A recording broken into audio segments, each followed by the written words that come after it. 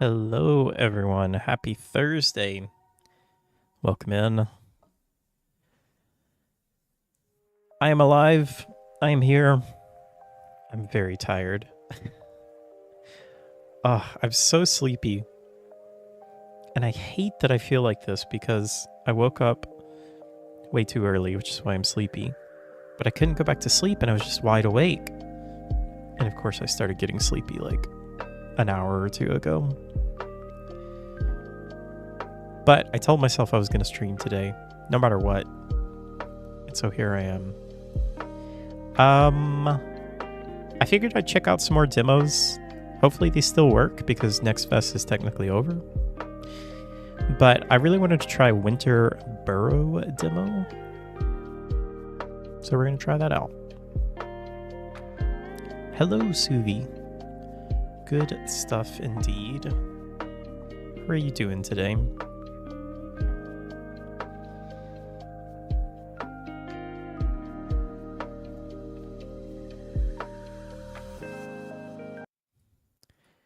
Made with Unity.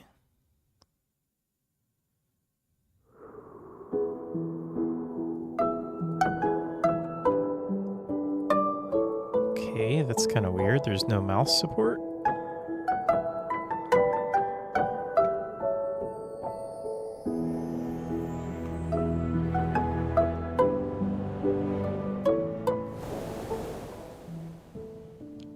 Been installing Split Fiction for a couple of hours. How much longer is there to go?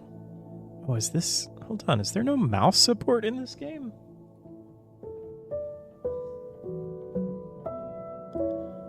It's rather odd.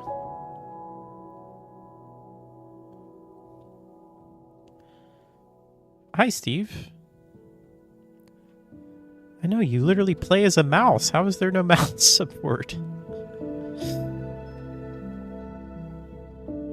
Developer recommends playing this with a controller. Okay, well, I just assumed that this would be a mouse and keyboard game. I thought it was like a, I don't know, more like a, what do you call it? Like a little sim building game. But we'll switch to controller.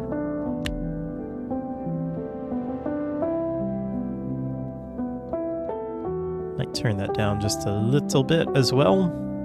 A place where everybody could stay warm and safe. Did I miss the first screen? I feel like I may have missed one.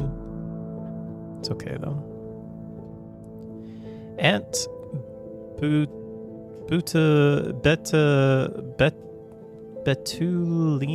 Betulina knew much more about wilderness survival than she ever got to teach me. It didn't last. The wilderness seemed to worry my parents. The promise of the sprawling city didn't disappoint at first. Oh, they moved to the city.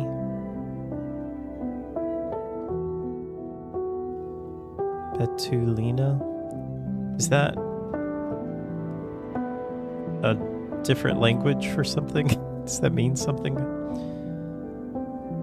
Betulina? The only jobs were in the mines, and they were hard on my parents. Oh man, this is already getting emotional. They almost earned enough for tickets back home before they passed. Sounds like a fake name. I sold everything, packed my bag, and left for my true home. The old burrow, now barely recognizable. Why hasn't Aunt Betulina kept it in shape?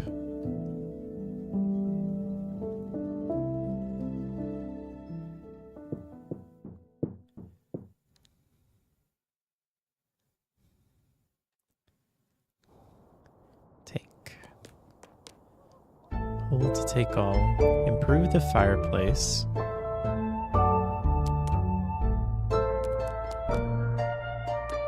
Oh, it's so cozy.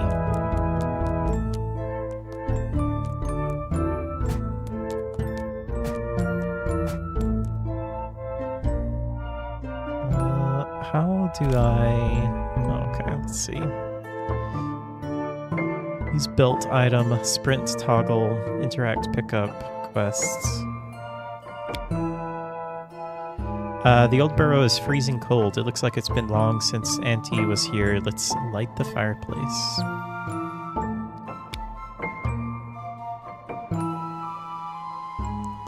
Okay. It's weird that they even have a cursor, but they don't have mouse support. It's like a storybook, I know.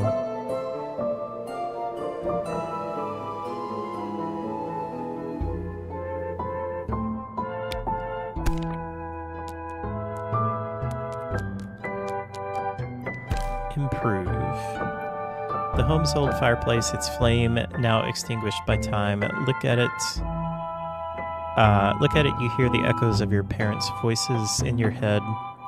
With a few twigs, you should be able to light it up and warm yourself a little. Required items. Let's do it. You've discovered something new. Visit the designated workstation to gain further insights.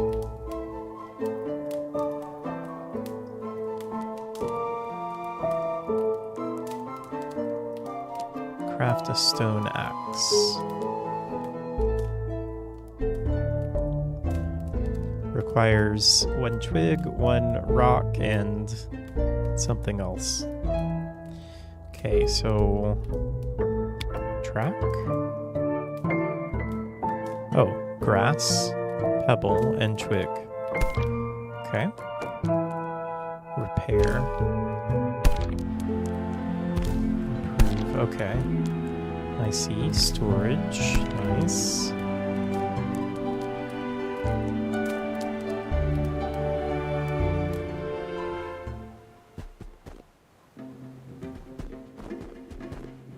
Looks like a pebble. Grass? No? Oh, this is grass. And a twig. Got it. Oh, I love the look of this.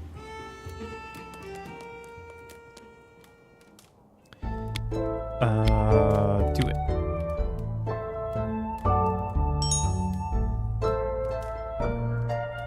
As the cold winter intensified, many woodworkers found it to be equally adept at felling trees and foes.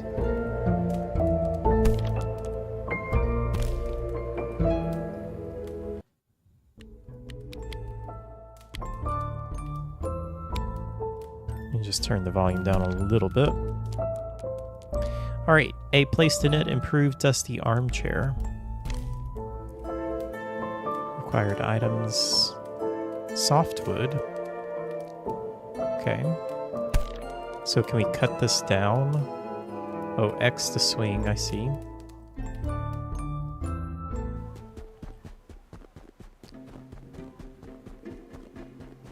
Wonder if we can just grab these. Oh.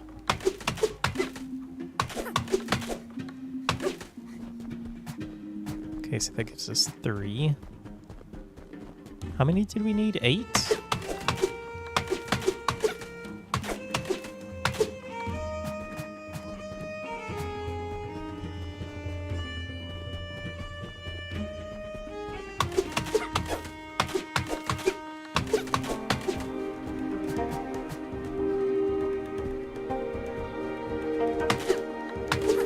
What do we get for this? Wait, just 1 twig? For that entire tree? Or 2? You have softwood. I guess you get hardwood in this game too? I would assume so.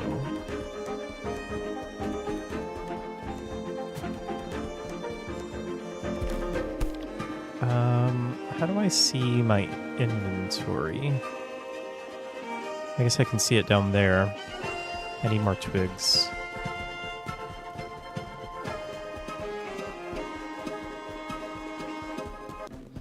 Wonder if there's... I'm assuming there's durability on my axe. Oh, I think I'm getting cold.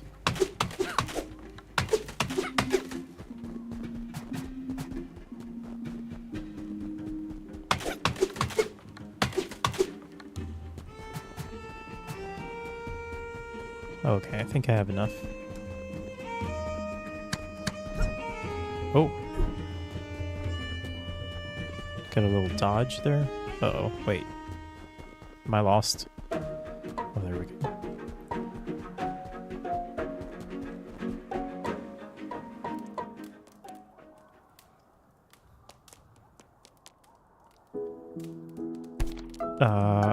Improve or repair. Favorite Souls like. Crafting unlocked. Start knitting. Oh, that's cool. Okay, so looks like our energy is low or getting low. I'm assuming sleeping will raise that. Rusty stove. Okay. Should probably sleep. Oh, there's my storage. Quest.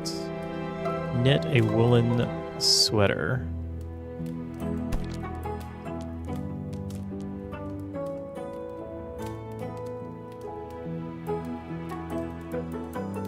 We need grass yarn. We need how many? 6? Oh, and this takes grass. Okay, I see. All right, well, I think we should sleep. Sleep until morning.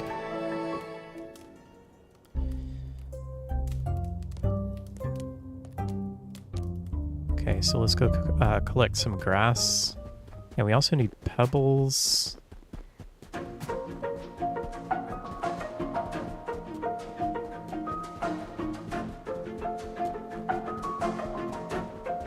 This reminds me a little bit of Don't Starve as well. Especially this part.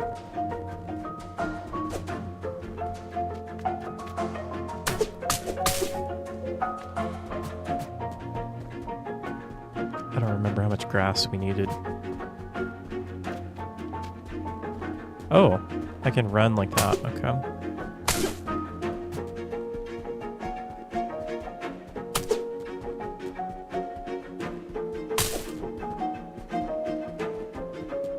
Can I cut down some of this? Oh, what is this? Hello. Greetings, friend. Quillen's the name, peddler by trade. I haven't seen someone like you, or someone around here for a long. The smoke gave you away.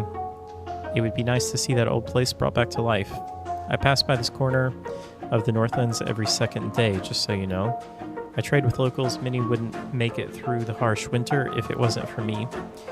Oh, the stories I could tell, but they'll have to wait. Come have a look at my wares. Let's... Okay. I think we ought to be getting back.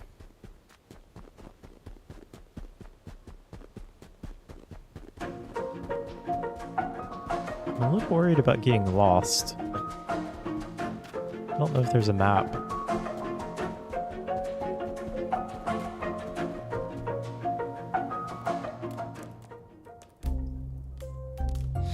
You wonder how long the footsteps stay? Oh, that's a good question. Craft all? So how much... Did I only get one thing of yarn? Oh no, I have 2. Okay, let's go back out. I'm glad that it looks like our food doesn't go down too slow, but I am curious how we get food.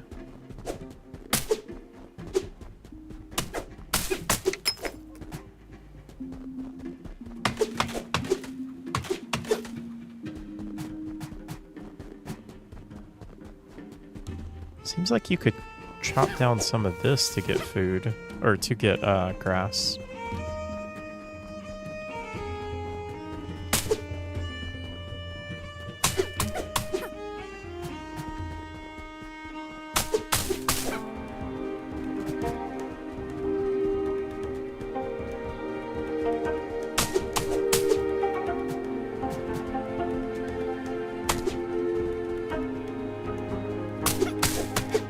Beetles friendly.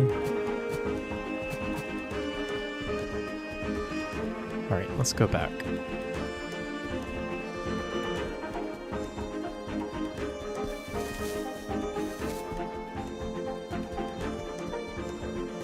Oh, I missed some on the cliff. Darn.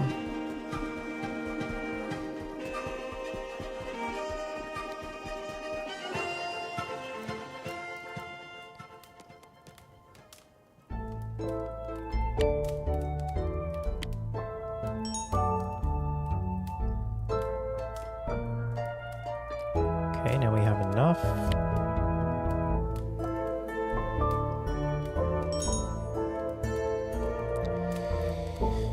You discovered something new. Visit the designated workstation to gain further insights.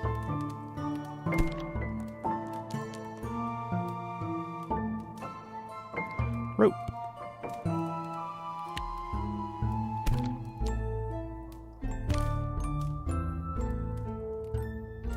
Now that everything is ready, time to go find Auntie. If you remember correctly, she used to live east of here, across the wooden bridge. Okay. East of here, across a wooden bridge. To the east.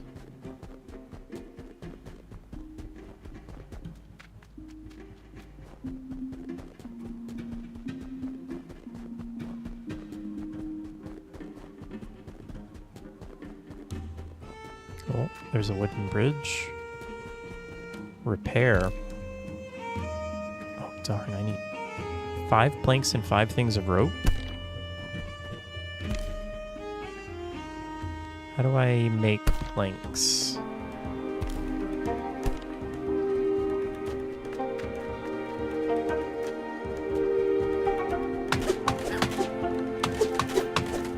I need a lot more grass, too.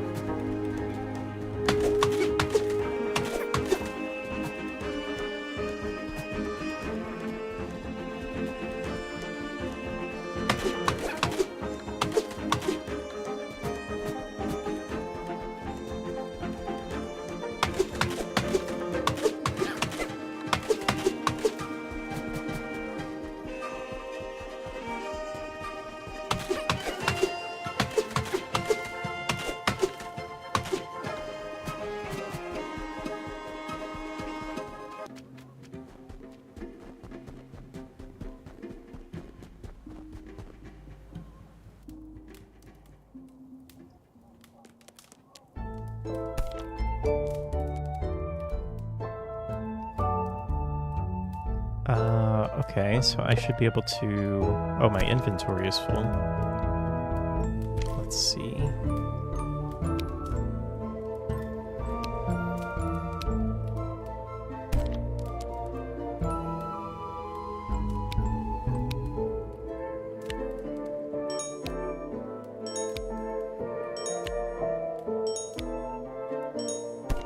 Okay, that should be 5. Oh, wait.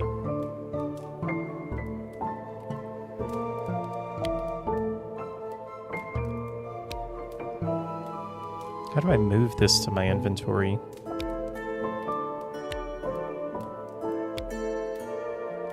Okay, well, I guess that works. Oh, what is that?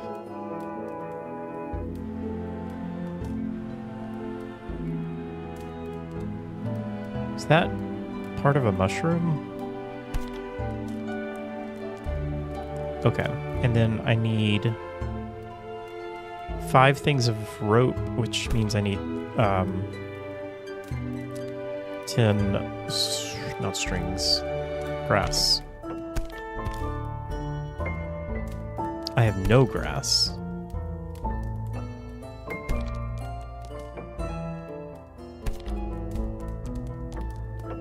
Alright, we gotta go find some grass.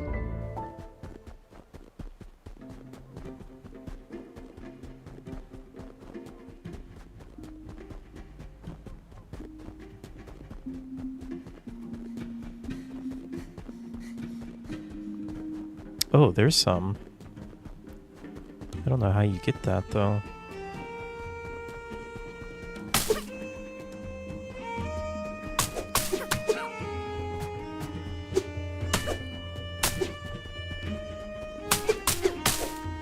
This really does remind me a lot of Don't Starve, but more cozy.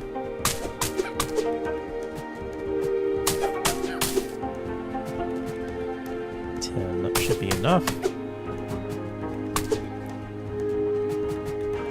Alright. What are these things, I wonder?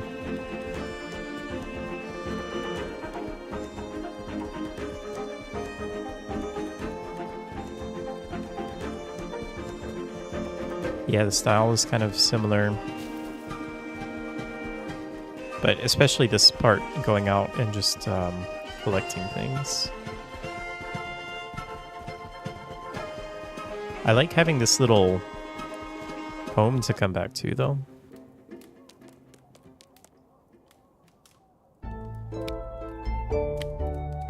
One, 2, 3, 4, 5. Okay. We do not have a lot of energy. Okay, I guess we better sleep. I'm starting to get a little worried about food. Don't know how to... Well, I guess is it, eat. Let's see. Should we cook it? Or do we just eat it raw? I don't know.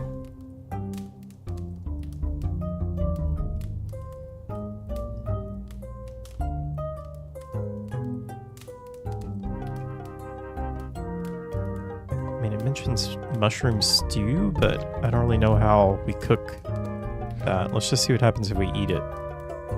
Did that do anything? Oh, wow, it barely does anything. It gave me 2 extra points.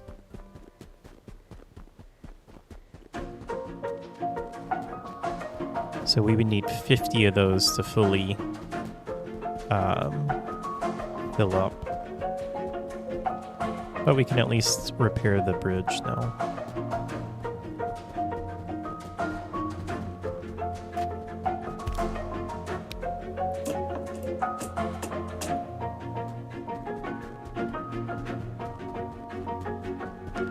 Oh, is that Auntie?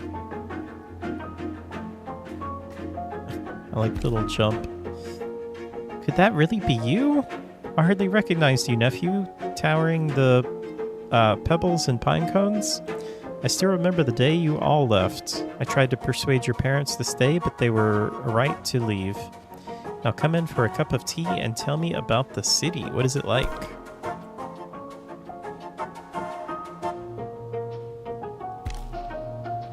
It was great to see you again after all this time. I tried to keep the burrow, but as the years went by, I lost hope. I'm sorry that it looks like it does. I locked up the basement. Some ox beetles kept nesting there. Here's the key. Now hurry home before it gets dark.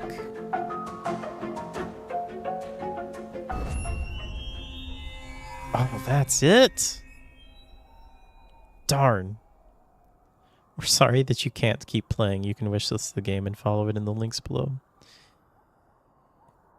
Well, that was fun while it lasted. That is very cute, though. I like it.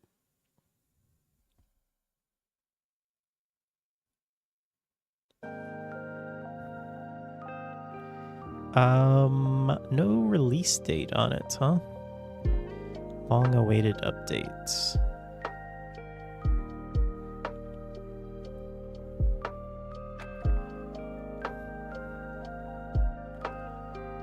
New weather system. Ooh.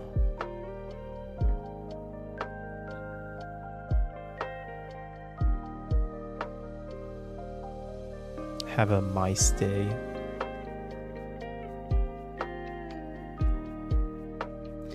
Alright, well, that looks very cute. I will definitely keep that on the wish list to check out when it fully comes out. Hello there. Hello, Draco. Welcome.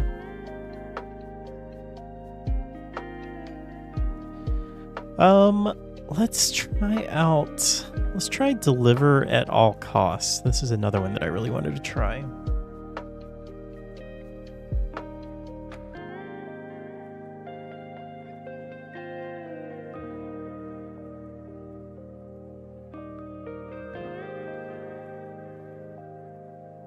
Update.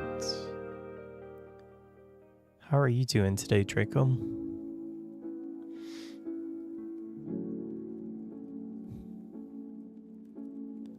Far Out Games. The year is 1959, a time rock and roll, polka dot dresses, and the ever-looming dread of nuclear annihilation. But let's not dwell on the doom and gloom. Our tale begins on the sleepy island of Saint Monique. I am so sleepy, Draco. Other than that, I'm okay, though.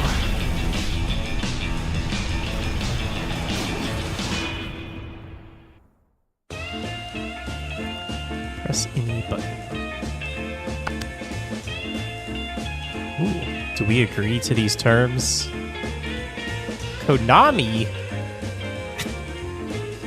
Oh my goodness, they're so long. Yeah, sure. I agree. Graphics. Ooh, SMAA. Hello there. Hello, Septimus. Let's go with SMAA.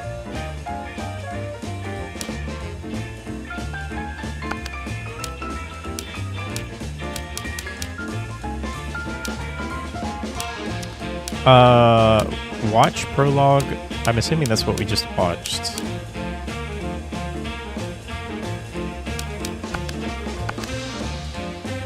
Hello, Tumanir. You integrated this. I think you just signed up for monthly delivery of ironing boards. Pass it on. Ironing boards. When you get that happy feeling, pass it on. Pass it on. Is this licensed Good morning, music? fellow islanders. It seems we're blessed with yet another hot house of a day here on our It's still precious pretty island. loud. Sunny skies, 86 degrees, and 100% humidity. Good times. Oh, Don't forget goodness, sunscreen and 100% bottled water. humidity.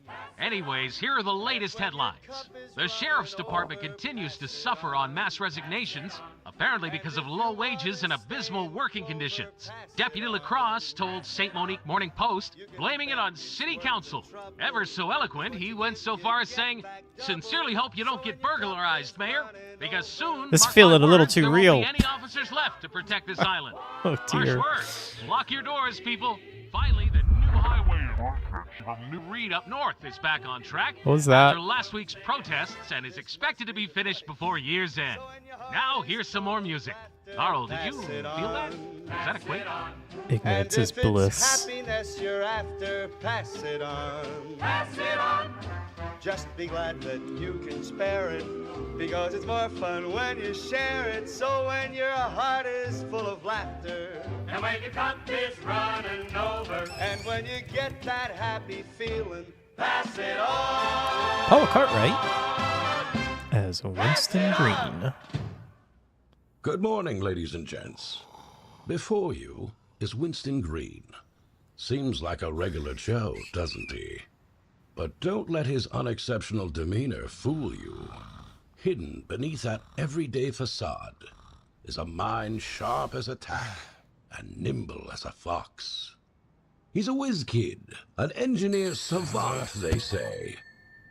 Just imagine him in the throes of slumber, his rest disturbed only by the jangle of a confounded alarm clock. Ugh, But it seems I to hate be a bit alarm clocks. busted. I wonder why. I don't ever want to wake up to an alarm clock. There goes ever another again. one. But as you see, dear friends, that's the beauty of Winston. He's like a fine And honestly, piece I of don't know why equipment anybody with just a few does. loose screws. There's so No much job to his better name, ways to and wake a up. temper hotter than a jalapeno on the sun. But such talent. If only. he Does could anyone put it here to use use. like a traditional alarm clock still? Or even if you use your phone, do you use like the alarm sound? Winston's apartment. I'm assuming it wants me to go over there.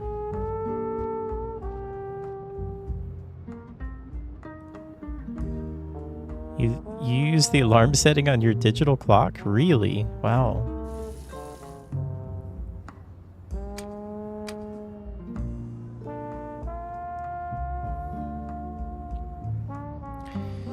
Best way would be to probably get Kissed good morning by the sun, but personally I'm very sensitive to light, so I use blackout curtains to sleep. Yeah, I do too. Your college roommate had an old alarm-style clock. He ended up literally punching it one morning when he was so tired he couldn't remember how to turn it off. Oh, goodness. I usually use my watch to wake up, which is just so nice. It just vibrates, and it's so much nicer to wake up. But I also like to use, I have, what are those? I have those lights, the Philips Hue lights. And so you can set them to turn on very slowly over like 30 minutes. And that's a nice way to wake up as well, I think. Now, where did I put that three-piece suit?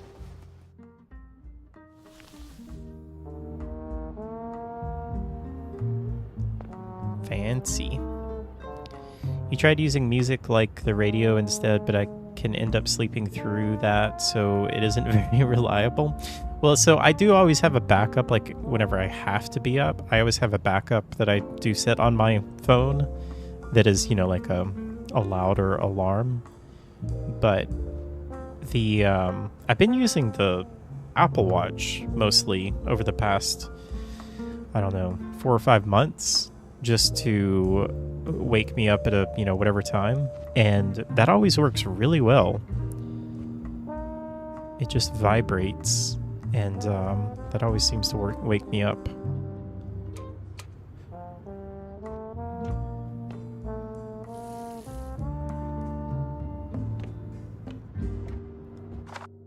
Oh. Cool map. Parts. Hey, it looks like the game we were just playing.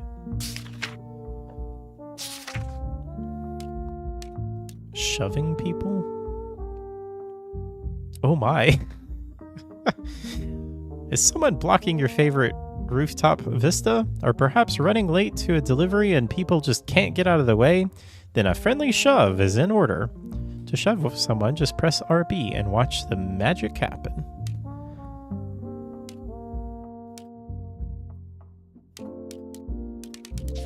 All right. A red envelope. Could only mean one of two things. Secret admirer, or someone wants to murder me. Miss Landlord. Definitely a love letter. Let's see. 3 months overdue on rent. Yeah, I got till end of next week. Great.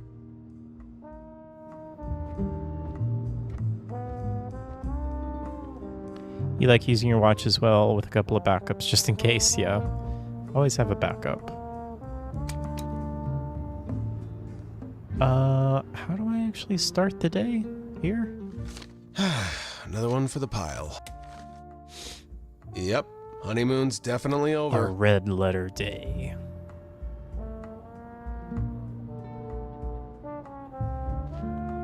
What? Okay, video game trivia time. What video game has the title for a chapter called Red Letter Day? Elusive albino marlin sighted. We deliver anything, anywhere.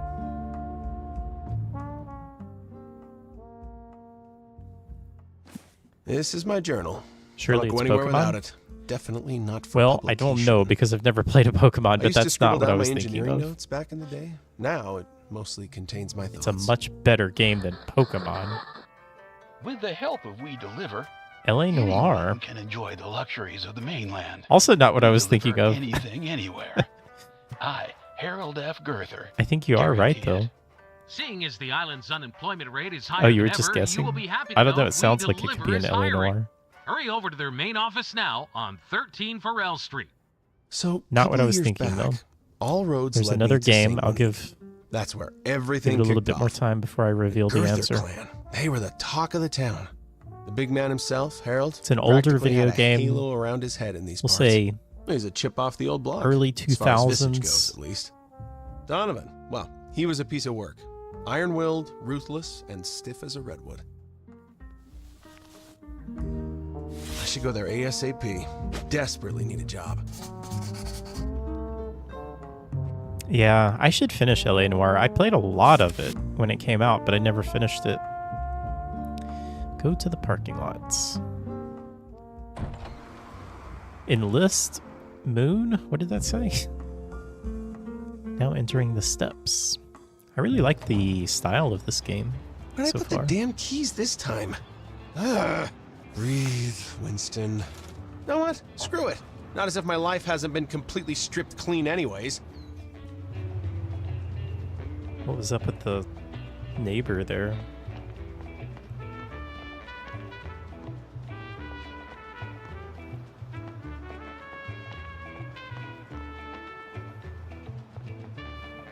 Talk to Surfer? Let's catch some waves.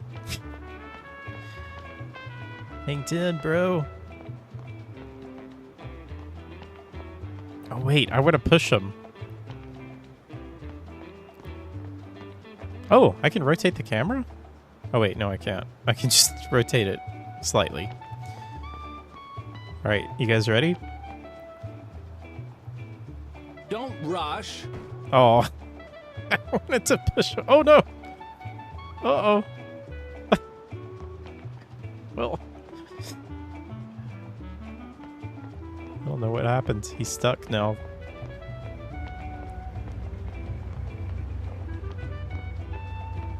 Hold RT to sprint, A to jump. Ooh. Well, this car, it's Mr. Palmer's, my somewhat eccentric neighbor. He lets me use it now and Is then that guy for just bringing him his walking back there? groceries. He's often up on the roof after sunset. Odd habit.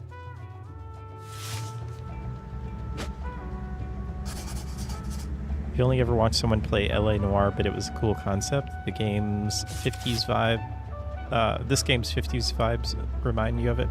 Yeah, I can see that. So the correct answer was Half-Life 2. There's a chapter early on in that game that is called Red Letter Day. It may even be like the first chapter or the second chapter. I want to push this old man. Quit it. Best game ever.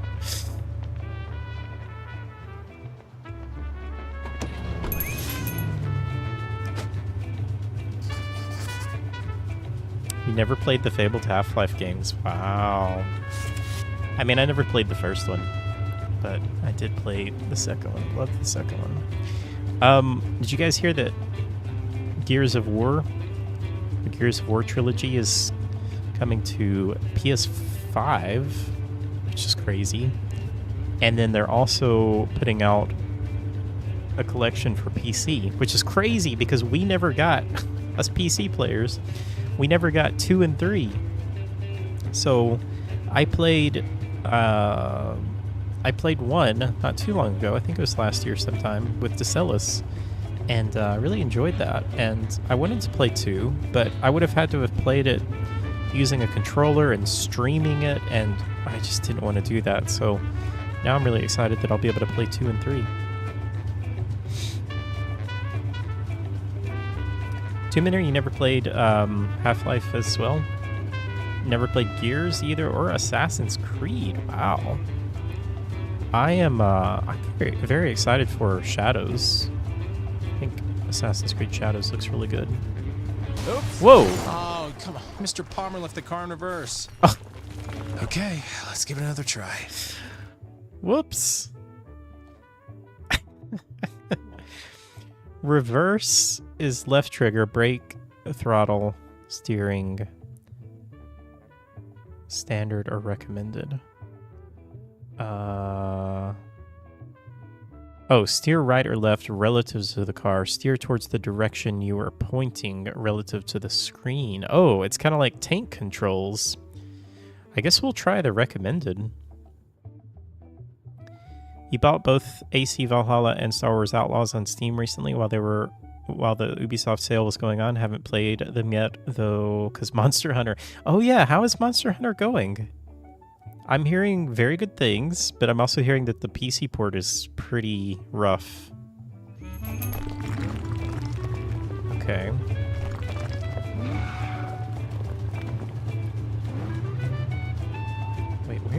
telling me to go? Oh, okay. Excuse me.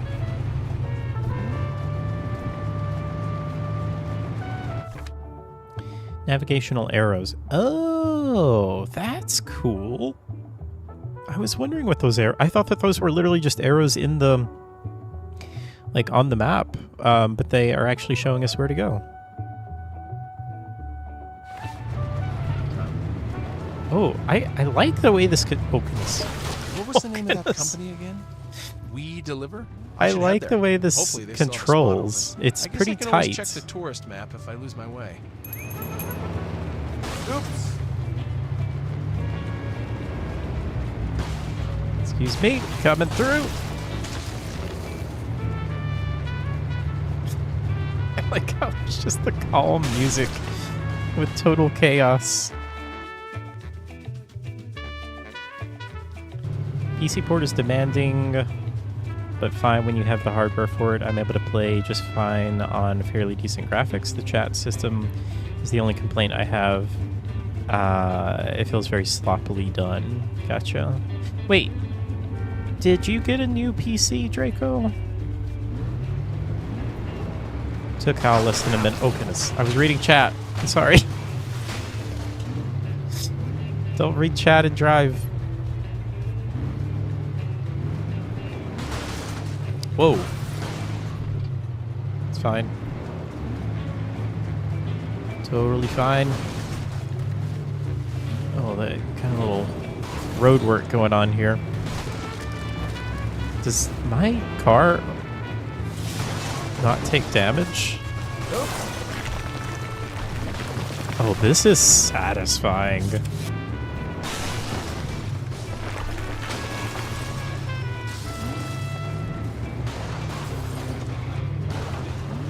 Oh, goodness. I don't think my car takes any damage, thank goodness. This kind of reminds me of, like, the early GTA games. How do we get in here? Enter, we deliver.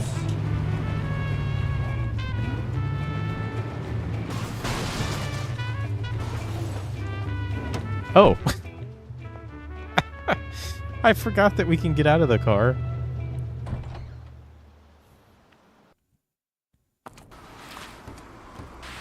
Oh, peculiar place. Got a new PC about a year ago or so before the latest Final Fantasy XIV expansion came out, but I didn't get any further upgrades since then, other than a second C SSD. Oh, okay. Maybe that's what I was thinking of. Please don't step in it. Right. Hi. Where can I find the administrator? Which one? The nice one? Or the asshole? It's like you're just the spreading it all around. Gee, I don't know. The former? Looking for a job.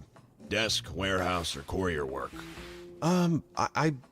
There was an ad on the radio? Ah, Harold then. Good for you. At the stairs, 1 floor, office. Can't miss it. Thank you. Oh, and please don't step in it. 2nd floor it is then.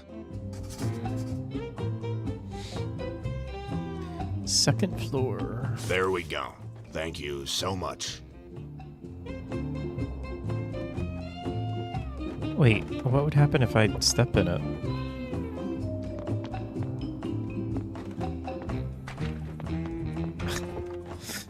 Probably would have said something the first time if I had done This it. door, perhaps? Just curious what else is up here. Ooh, what is this? Parts. Essential This for could prove assembling useful. gadgets in your workshop. Okay.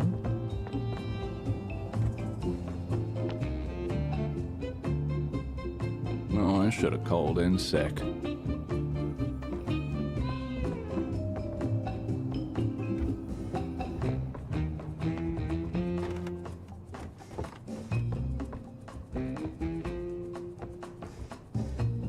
Robert Kurther, former CEO of We Deliver. Remember, this is your life now. Wonder what Winston from 2 years ago would say if he knew. Come in. Here goes nothing. Yes? Can I help you, young man? Yeah, shoot. Where are my manners? Harold F. Girther, CEO, but you can call me He Harold. seems nice. To what do I owe the pleasure? Winston, sir, Winston Green. I heard an ad on the radio, said you're hiring? On the radio? This morning, you mean? Wait.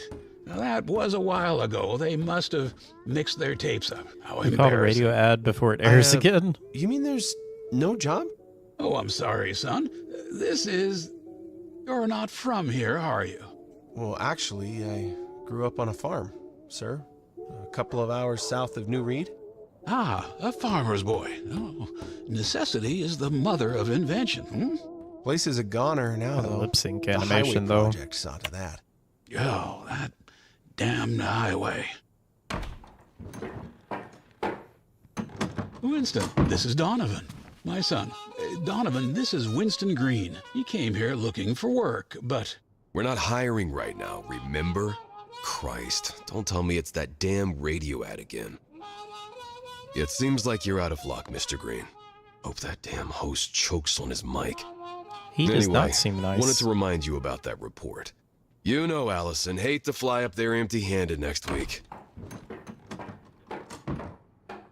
Donnie's sharp, good with numbers. However, a business is more than that. It's about reciprocity, community, people, trust. Tell you what, I've got an idea. Go down to storage, find Johnny, tell him Harold sent you to run a few deliveries, and he'll set you straight. In the meantime, I'll make some calls. When you're done, return to me and we'll work something out. I thank you, sir. Least I could do. Good luck, son.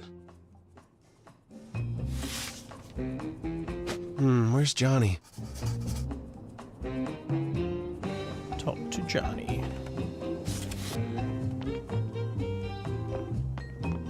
Ah, you must be Winston. I'm Johnny, the linchpin of operations here at We Deliver. You see, I'm the one who orchestrates the flow of everything, from the tiniest paperclip to the largest orders. You'll be receiving your assignments directly from me. It's crucial to understand that I have refined these processes to perfection over my years here. Adherence to my methods is not just expected, it's essential for our collective success. Remember, Winston, in this pond, I'm the one who keeps the ecosystem balanced.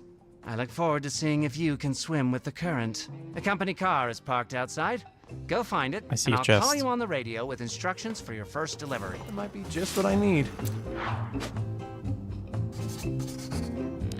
Enter the company car.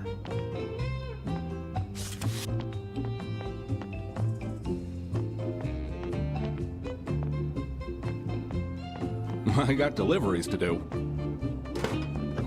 Oh, this should come in handy.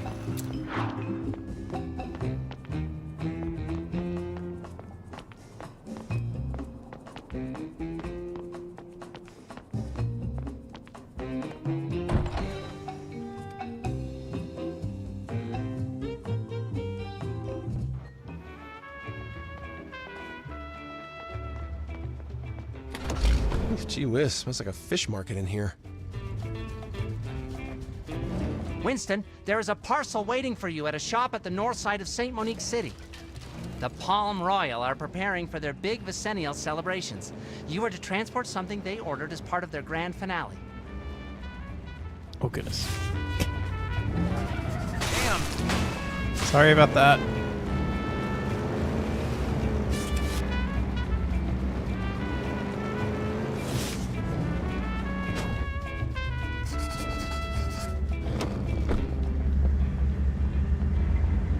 Oh, you're here to pick up the Kiloton Calamity? Great, it's out back. Kiloton Where do you need me to sign? Calamity? Just wait for a moment before you load it up, okay?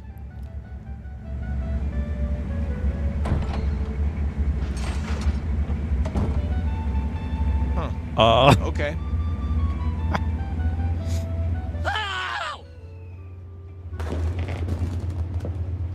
Warning, extremely volatile.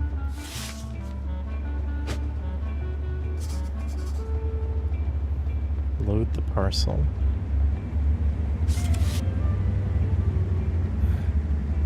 Seems my time at the farm was good for something.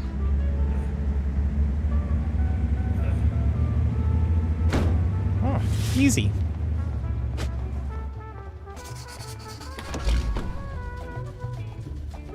Go to the Royal Hotel, okay? Oh, goodness. That was weird. Oh, shit!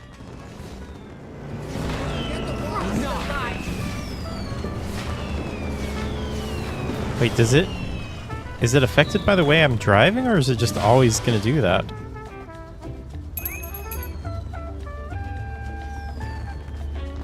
Watch out for the fireworks that have crashed onto the grounds. Okay. Oh, excuse me. Wait, I lost my arrow.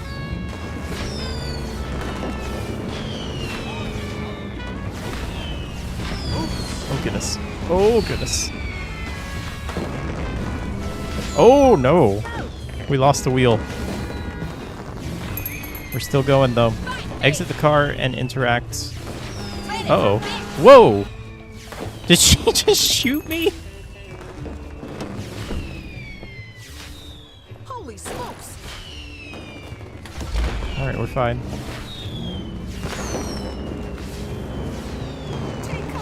Attacking civilians to... Oh, shove attacking civilians. Okay.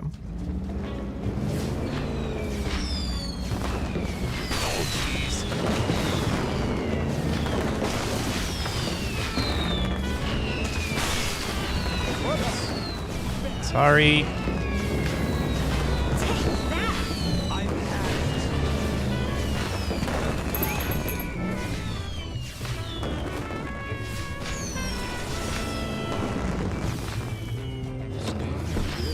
Taste this! I had You are nuts! This is chaos. You what? Sorry about that. Got a delivery to make.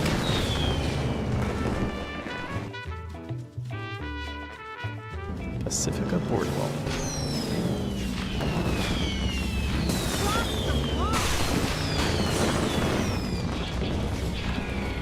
Oh. Excuse me. Is this a scratch? That's it! Jeez.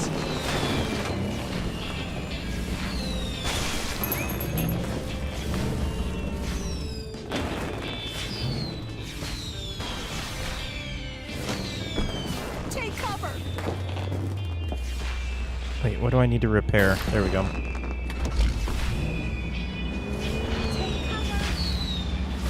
Take cover.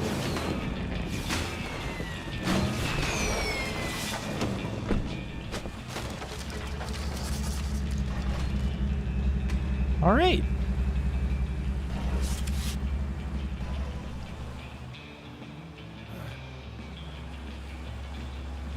Easy peasy.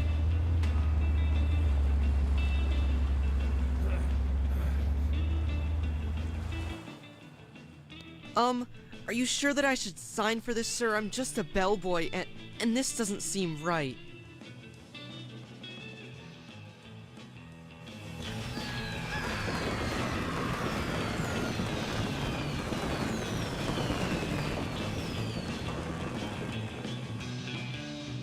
Can you believe that the customer paid extra for additional packaging, Winston?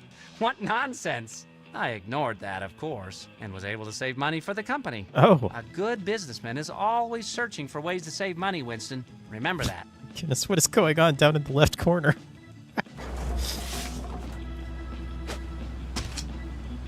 Dealer.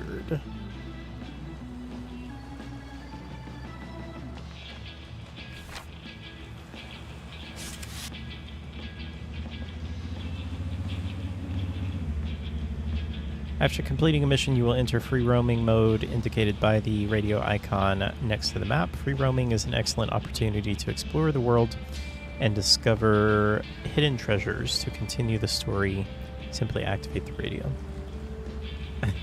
No worries, Draco. View the inventory.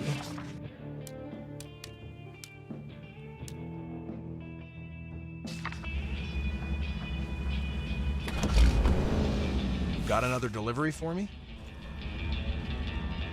Jeez. Joey Sweets is a trader with an incomparably liberal view of customer service. Whatever the man tries to push your way, you'd better believe it's not to be taken at face value. However, we're not here to pass judgment after all, so let's hear him out, Johnny. Winston, there is a customer with a parcel waiting for you outside of the Sunset Sip. The Sunset Sip.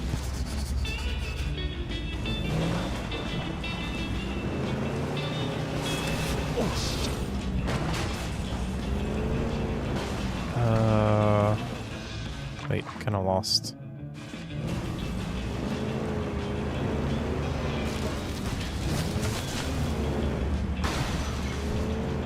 Back on track.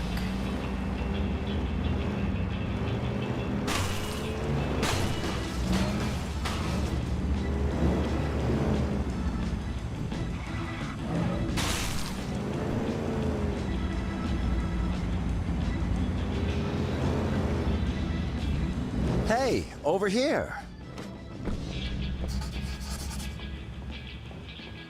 Hey, pal. Glad you showed up. I just need you to load up this crate of fresh melons. Don't believe a word that man tells you. That does not look very Those fresh. fruits are far from fresh. They stink to high heaven. He tried to fool me first. As if I wouldn't recognize inferior products. As if? Honest mistake, miss. Someone must have pulled one over on me by selling bad produce.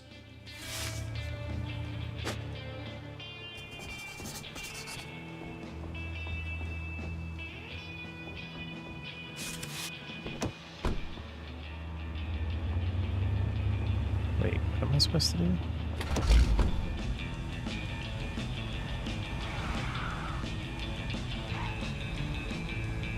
This is a scratch.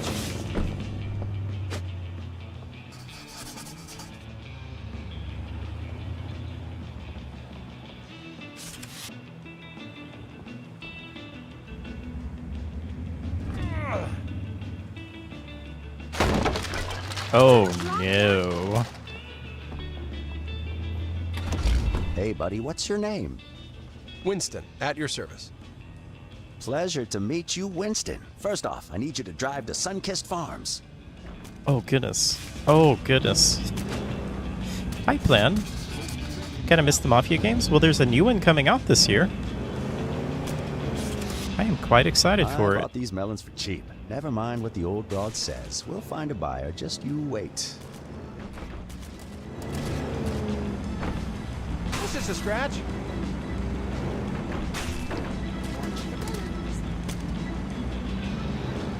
Oh, missed my turn.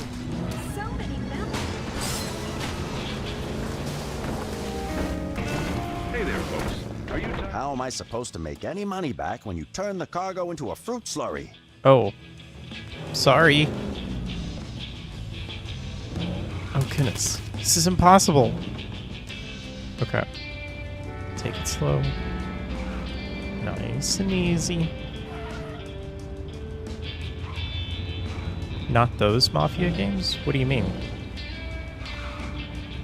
There's nothing wrong with these fruits that can't be fixed with a bit of razzle. You don't think the new one will be like the old ones?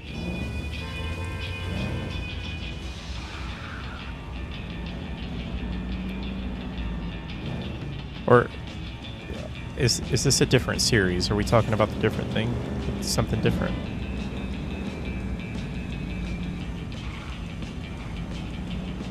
Maybe I'm confused. Oh, jeez. Careful. Jackpot. Oh, cash. Nice.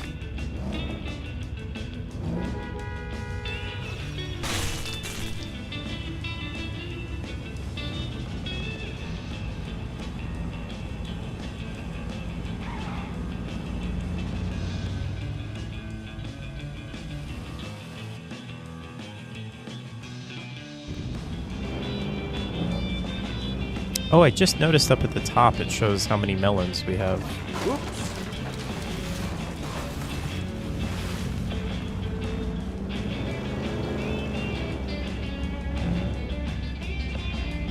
This It's just a scratch. Oh, come on. Stop doing that.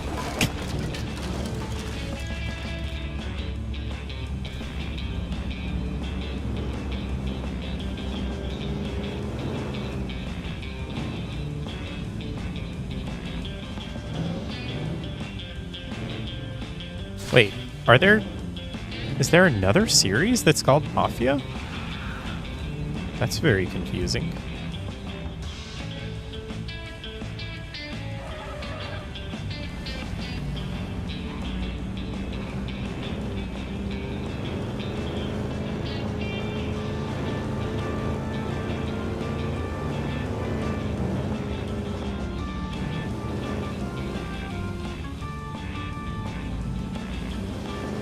Buddy of mine works here. Says I can borrow their pesticide washer, no problem.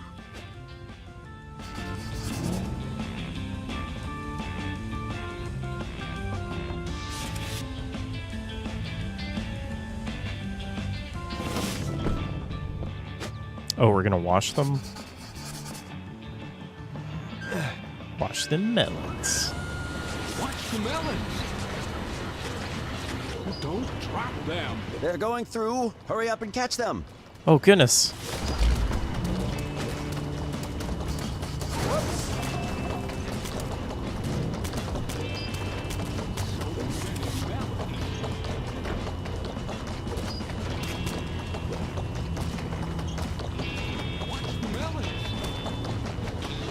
Oh, I understand. You're just talking. That Okay. takes care of the smell. Next up is Dave's You were saying Docks. Mafia games, but you just mean like that genre. Okay. I thought you were literally talking about the Mafia games. Ooh, yikes.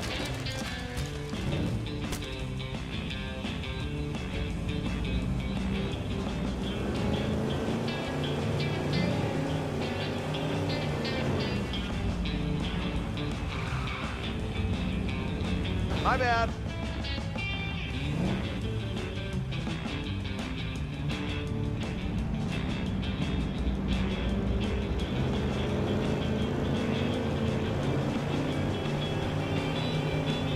Mafia themed games, I gotcha. I am excited for that official Mafia game that's coming out this year, though. Mafia: The Old Country.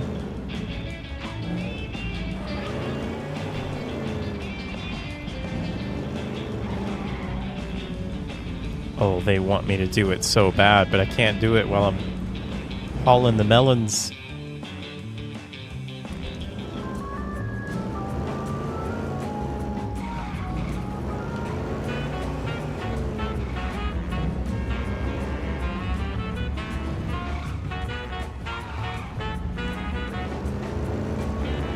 You park the car under the outlet and give it a good spritzing while I go talk to my buddy, the foreman. Hey, Freddy, old buddy. How's Where the do you want me missus? to park it? Come on, Winston, get going. I can only keep him distracted for so long. Oh, damn.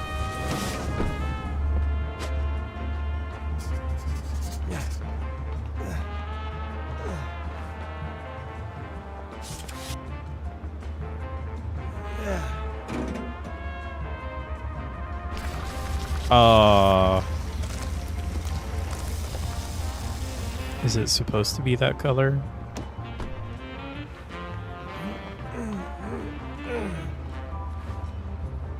They somehow look better now. Look at that marvelous shine. Did we just Now, paint bring them over or to the something? Sunset Sip. Jeez.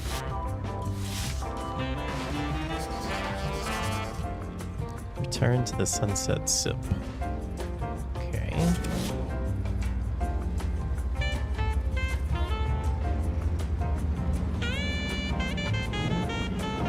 This kind of reminds me of GTA.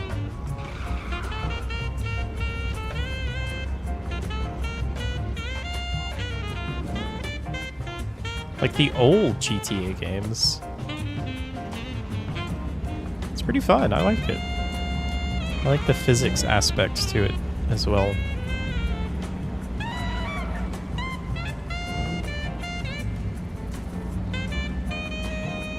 fun concept, I think.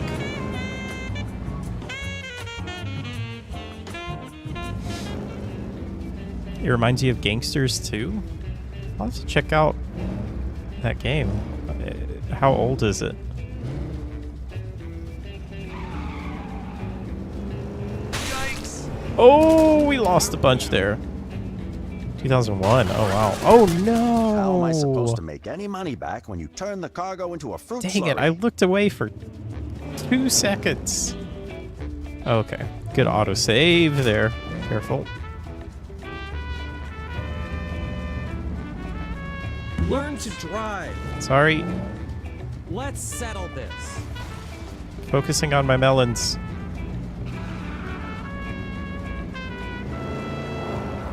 Careful, careful. A little lost on where to go here. Looks like we're really close.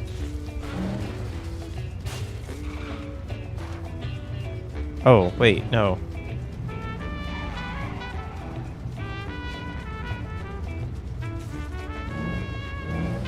Here we go. Okay, careful on this hill.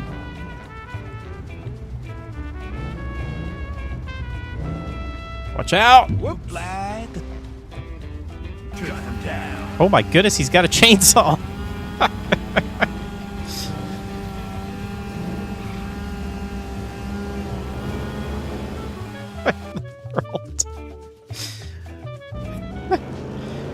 Oh, this is pretty great.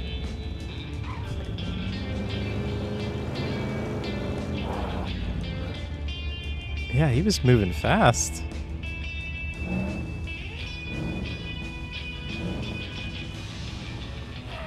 Oh! Oh, goodness, I keep getting so many stupid spam calls. Jeez.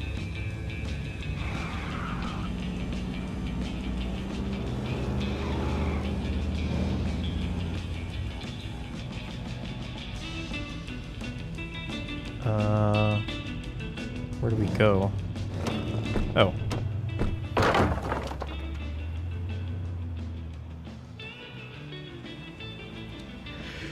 There was, man, there was that game that came out a few years back that was a mafia-style game, but it was like XCOM? Do you remember that? Does anybody else remember that? I think it was not very good, but I was really excited for it. Oh, now these look excellent. I hope this taught you a valuable lesson about trying to get past me with inferior merchandise. Thanks a bunch, partner. I'm off to celebrate this little caper with a drink. I'll probably choose some other joint, though. Yeah, it sounds like a game that Odd would play.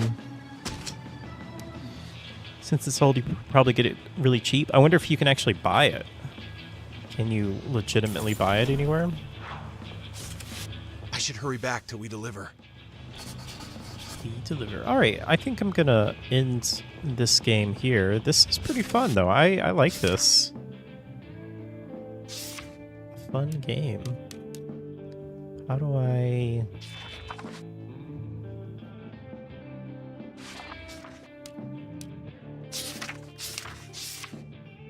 Oh, here we go. Save and exit.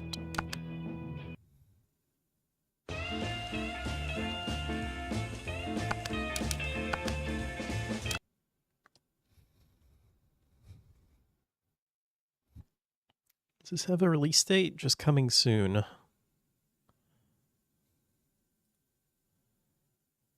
The Bureau? No, it wasn't the Bureau. That game was good. That's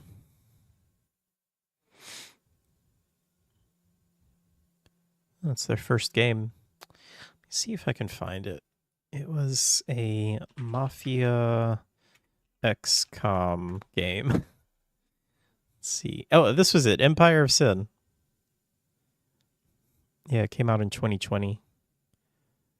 Yeah, it's got not great reviews. I was really excited about this game, but I don't even remember what the complaints were. Broken rug pull, tons of bugs. Very mediocre, underbaked mix of management, turn-based tactics. It's too bad because it really seems like it was a fun idea. It sounds like it's just, it's got a lot of bugs in it, though. And it sounds like they just moved on and pushed DLC and that kind of stuff and didn't really finish the game or focus on it. Published by Paradox. Of course. Of course they're going to have a ton of DLC if it's Paradox. Actually, it doesn't really have that much DLC.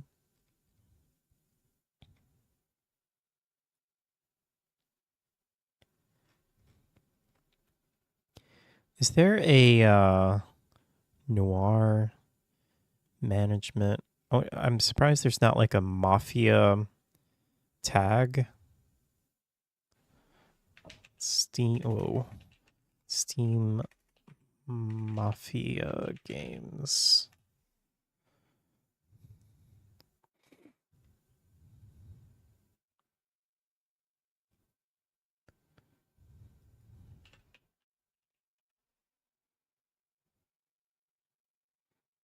Maybe Gangster.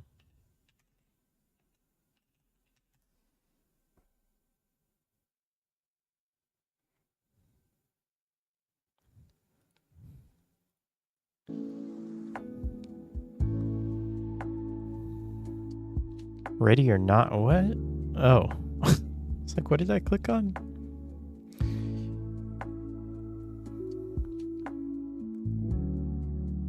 Kind of looked like Splinter Cell there for a second.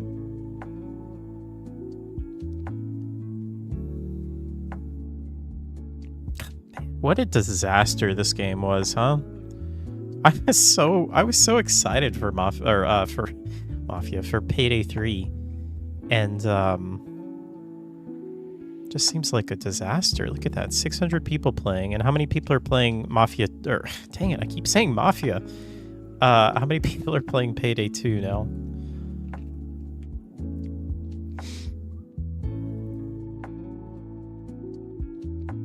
$12,000. Gracious. Like, what a disaster. Did they just abandon it? What are they doing? Seems like they're still updating it. I wonder if it's just like it just had such a bad launch that it never recovered. I think that might be the case. Because I remember when I could actually get in and play the game, it was not bad. I thought it was kind of fun, but it was just such a disaster. I was trying to play it single player and you could never get into the game because it was always online.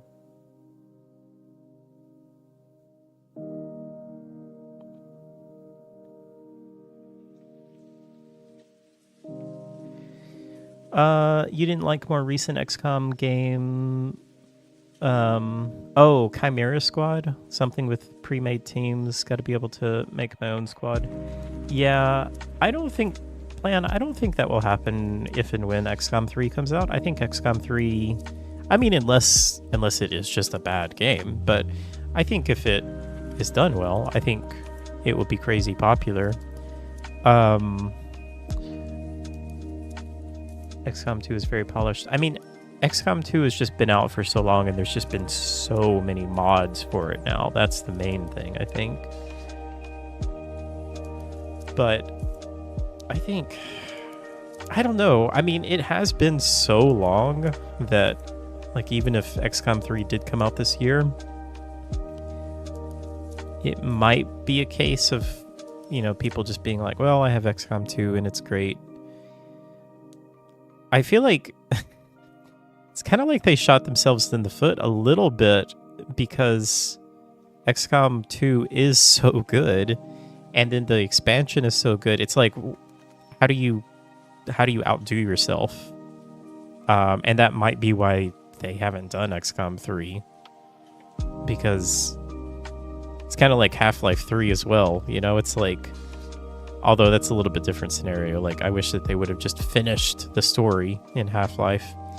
But in terms of Half-Life 3, not Episode 3, it's like, how do you outdo yourself? And then it becomes a thing of, well, the expectations have become so high that is it even worth trying to put out a game at this point? And I think you could definitely argue from a business perspective that it doesn't make any sense to try because it's such a big risk and gamble. But I still think they could do it with XCOM 3 because even if they didn't really iterate or improve on any of the systems, like it, to me, they could keep all of the systems and basically everything they have. Just add, like, finish the story, you know? Like, they teased at the end that it was going to be the underwater stuff. And that's all I need. Just give me more of the same. Honestly, I mean, I think most people feel this way. I think that's the same thing with Half-Life. Like, we didn't really need anything to be, you know, that iterative or that amazing over what the previous games were. We just wanted to finish the story. Wow, Far Cry 5 is $6 right now? That's nuts. Oh, you know what?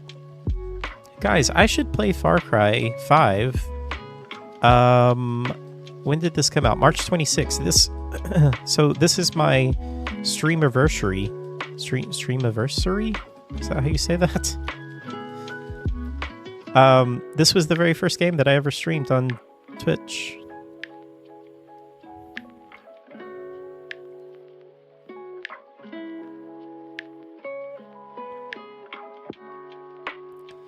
Chris Rod still plays Long War modded playthroughs. I know, he's got one going on right now, doesn't he? That's the problem. How do you handle the story? I mean, you have all the tech and stuff. Do you make it so the normal weapons do not work underwater? Yeah, I don't know. Far Cry 5 is that old? Makes me feel old. Yep. 7 years. It feels like a lifetime ago. Oh, man. I will have to do that. Maybe I'll have to do a special stream. When is the 26th? Oh, it's on a Wednesday.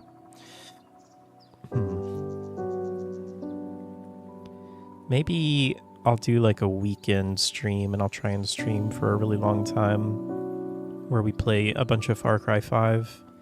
It's just such a good game. I think Far Cry 5 is my favorite Far Cry game. I think. It's hard to say, but I mean, Far Cry 1 doesn't really count to me because it's such a different game. I love the original Far Cry, but, you know, it was literally made by Crytek and completely different game.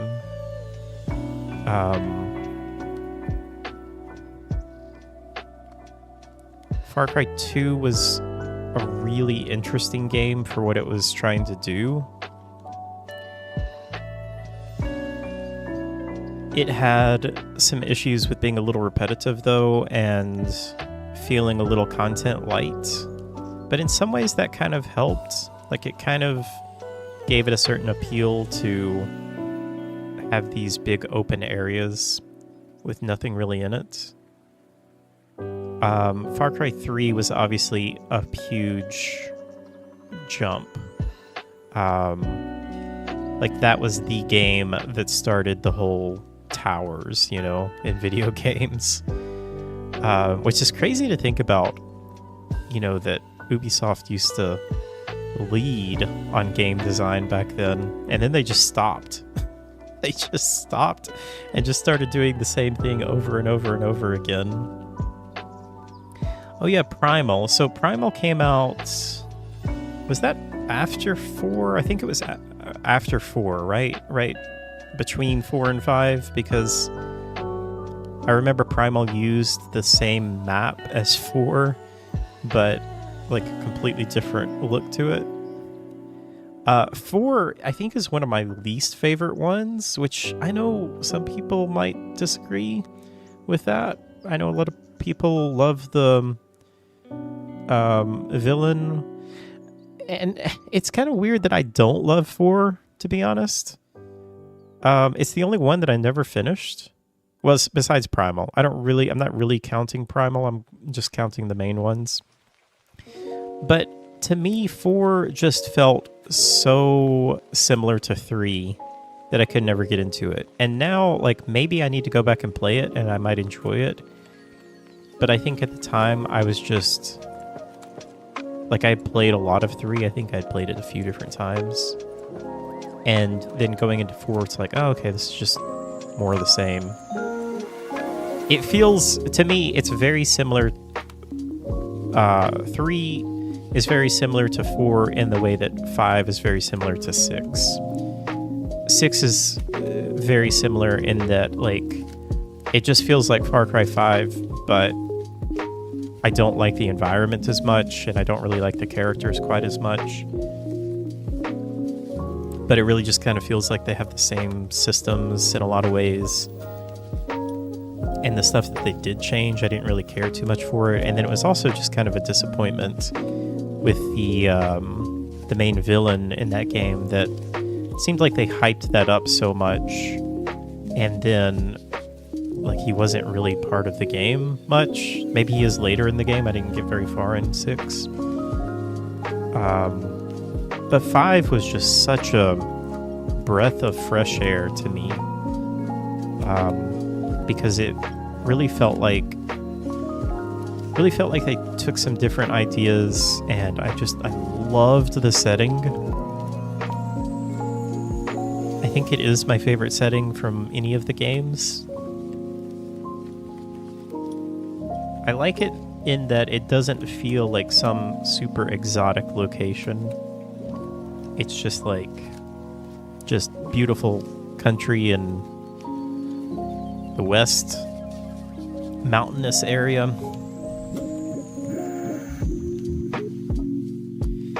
Haven't played any of them. Do you have any desire to ever try a Far Cry game, Draco? Primal had the most unique feel to it, but the gameplay-wise, it was kind of meh. Yeah, that's how I felt. I always wanted to try and go back to it. I didn't play much of it at all. I probably only played 3 to 4 hours.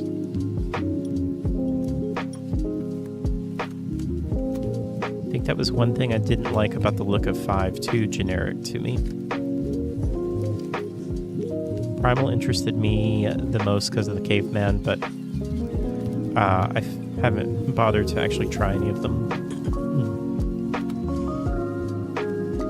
Yeah, I don't know. I really, really like 5.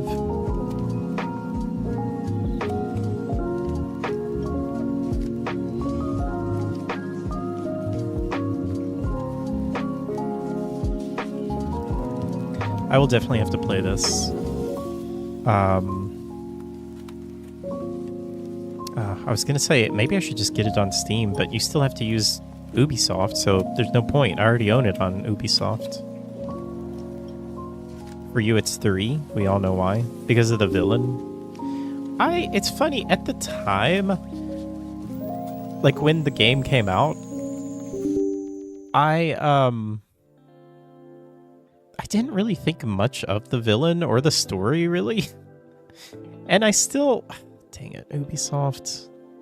I still don't really think the story is that incredible.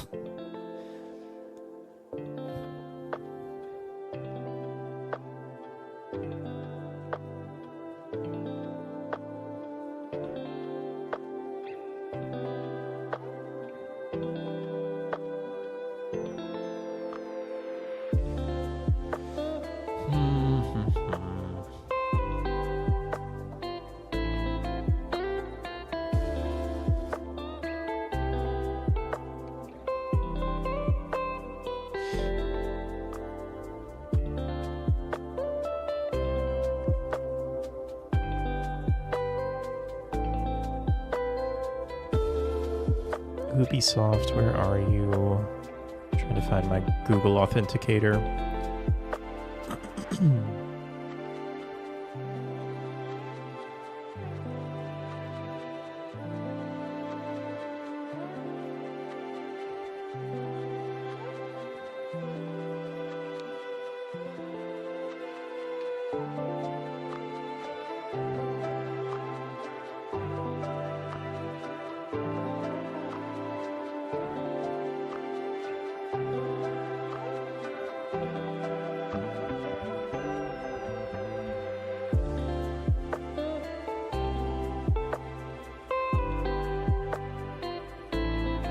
At the time, it's huge. They made such a fleshed out villain.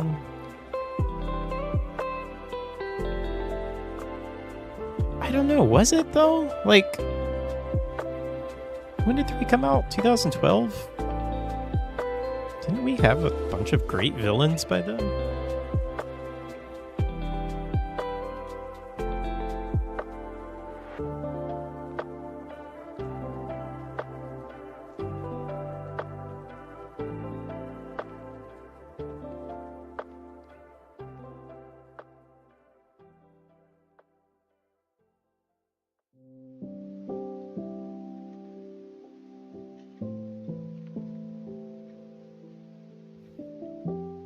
Oh, I'm so mad that at what Ubisoft has turned Rainbow Six into. Like, I'm happy that people have Rainbow Six Siege, that enjoy Siege, but I'm just so sad. I feel this way about so many properties from Ubisoft that, like, they've turned my beloved franchises into multiplayer live service games.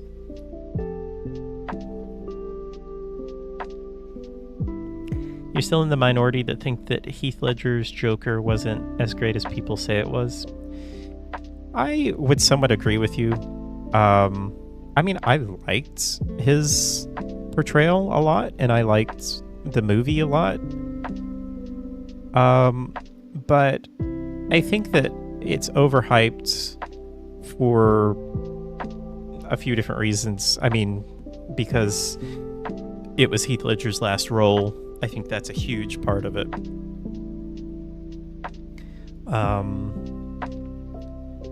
But I mean, at the same time, I'm just trying to think. Like, I don't really know who was a better Joker than him. I'm in the opinion. This might be a hot take, or I know this is a hot take, but I cannot stand the 1989 Batman, or 87 Batman, the Michael Keaton one, where Jack Nicholson is the Joker. I just think that one is so campy. I loved it when I was a kid, but rewatching it, it does not hold up, in my opinion.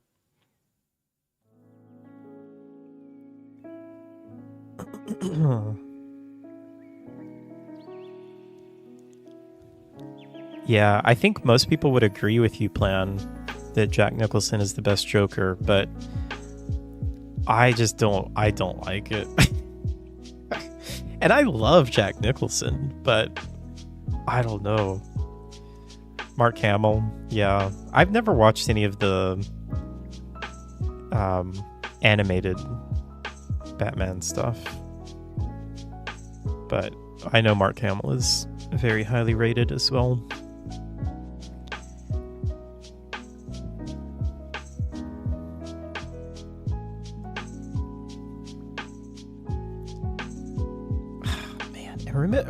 Remember Immortals Phoenix Rising? What a great game that was. That just got thrown away.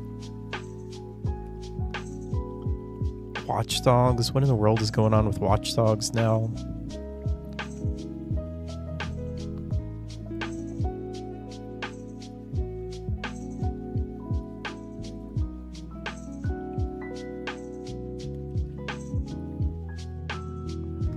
Plan, it's funny you mentioned that because I was just thinking that the other night.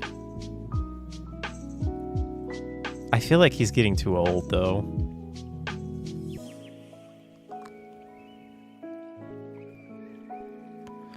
There's still no way to play Pandora Tomorrow on PC, is there?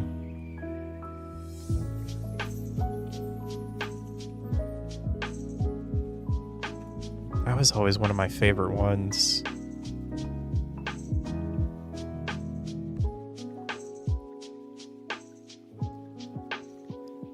Biggest issue with Heath Ledger's version was it just felt too generic psychopath to me.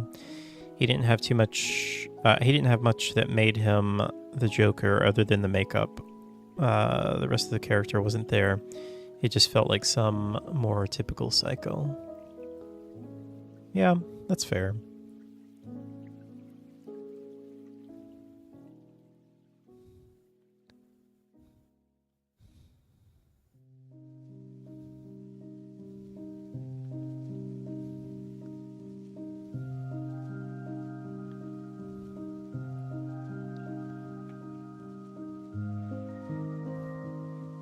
Man, I miss Splinter Cell so bad.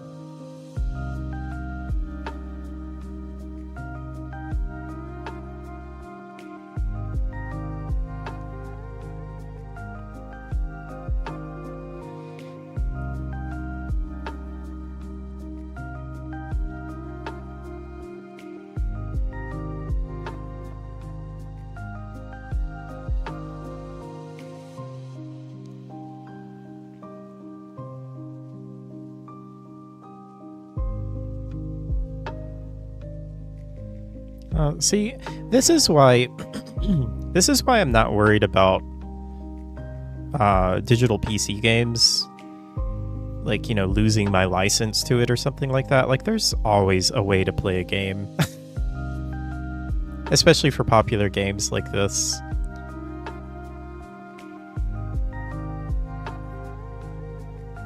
I mean, yeah, this is not as easy as just clicking on Steam and installing it, but at least there's a way to still play this.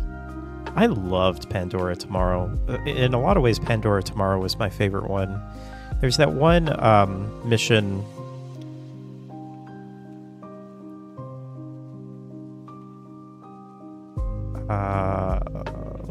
Vault. I don't remember if it's like a bank vault.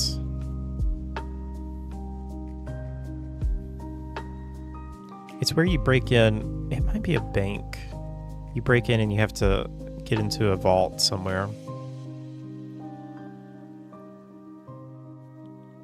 Yeah, it's this one. Bank vault, yeah. Oh. I loved this mission so much. Carry their bodies.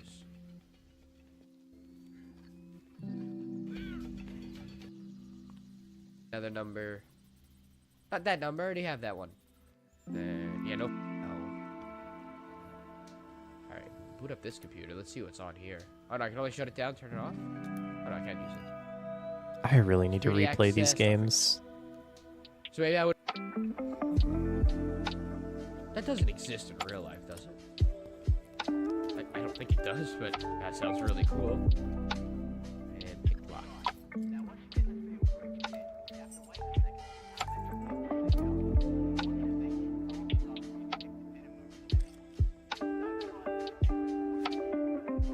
Yeah, that is really annoying, Draco. It's really annoying, especially when, like, it's a game that is available to purchase, and you still have to go through all of those hoops. I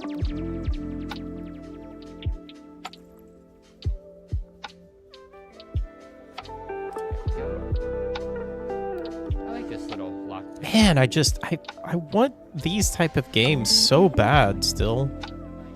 I wish that there were these type of games, like single player stealth blow up. Games. And explosion.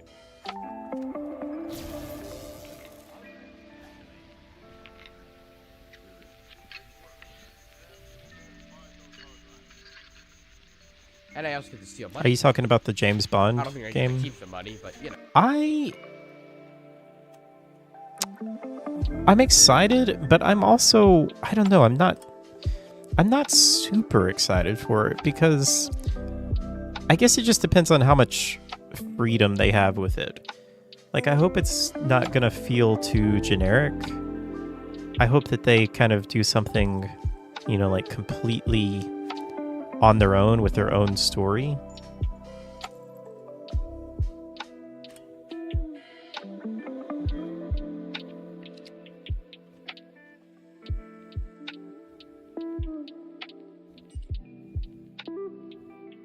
He bought it because it was literally on sale at the time, so it felt to me like they were bringing enough attention to it that it should be runnable on its own.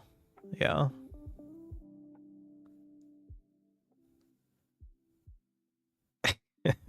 I was gonna say, Draco, what's going on? I feel like we should definitely see and or hear something about that game this year.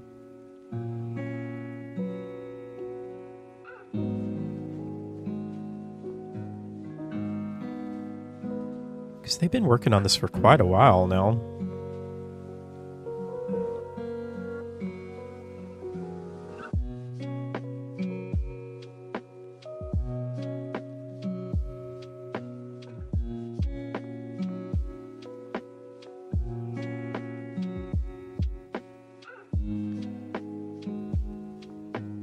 But at the same time, I mean, they were working on Hitman 3 post-release for so long as well.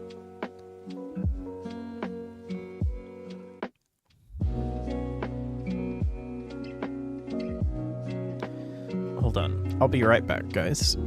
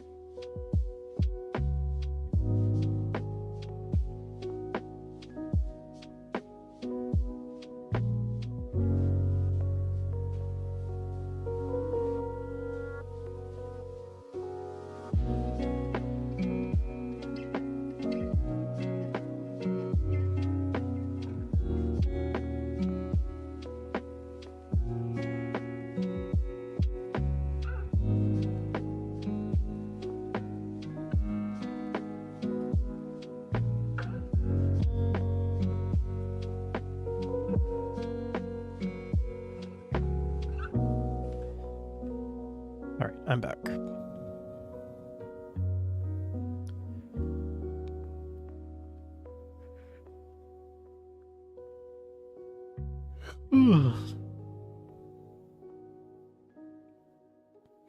Monster Hunter Wilds first limited time quests are here. Ugh. This honestly just makes me not want to play the game even more. Knowing that there's like limited time stuff. I hate when games do that.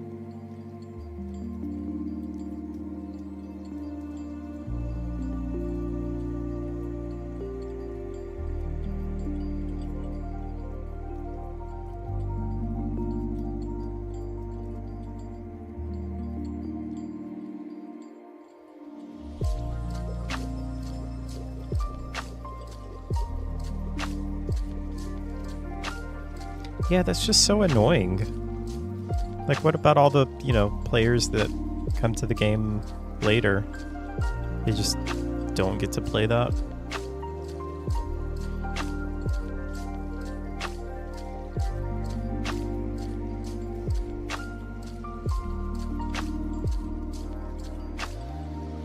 Boy, Split Fiction is doing really well. Seems like a lot of fun.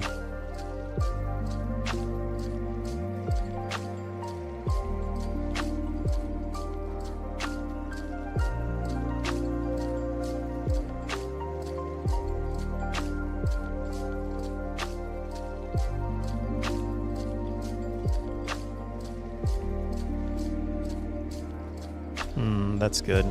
I mean, I say I lament about how annoying that is, but I was also a defender of the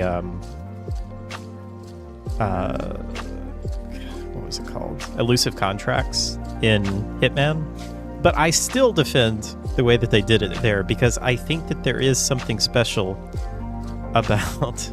I know I'm literally contradicting myself, but I just feel there was something different about Hitman, with it like truly being a one chance thing.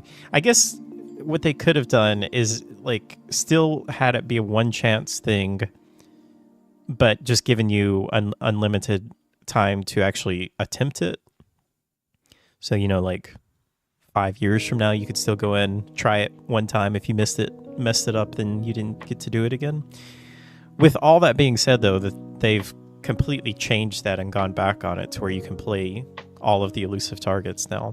But at the time, it just felt so special, and it was such like a high stakes thing, because it was like, okay, I literally get this one chance to kill this target, and if I screw up, then that's it. Yeah, I think that was part of why I liked it so much, because it fits the game so well. Like, you are a hitman, you get one chance for this, and if you screw it up, then that's it. Game over. And there were times that happened, and it was like, it was really disappointing, but it also just made the ones that I did complete so much more rewarding. Like when I killed Gary Busey, that was a satisfying experience. Or when I stabbed Sean Bean with the pen.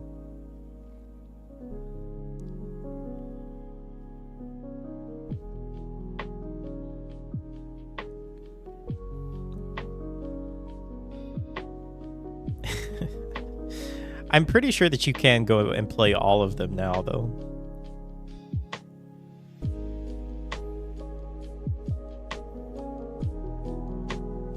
Sean Bean, not so much. Sean Bean in the game was like an awful person, though. He was like some tech CEO.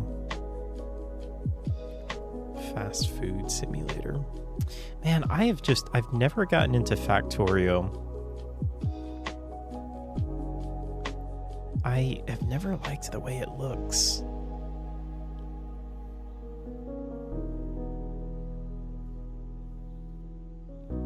Just play Dyson Sphere Program.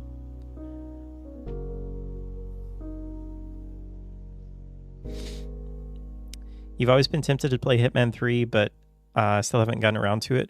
Well, the good thing about it is they have completely opened it up, Draco, so you can go in at any point now. And like you can just play through everything, and you will have access to everything. You don't have to, worry about limited time events or missing out on anything. You can just go in at any point, take your time, go through all of the contents.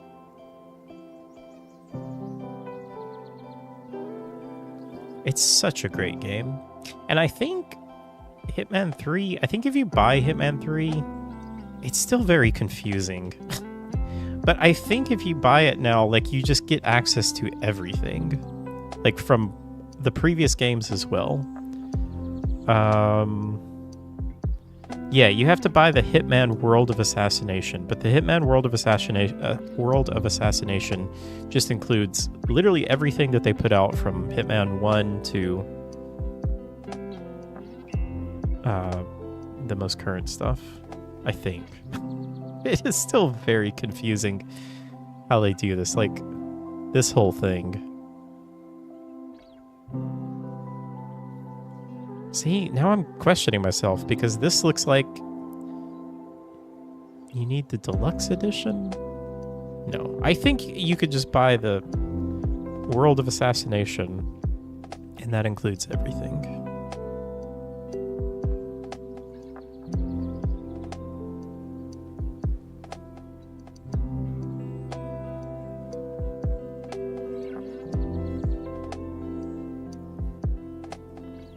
Or maybe it's the World of Assassination Deluxe Edition. I don't know.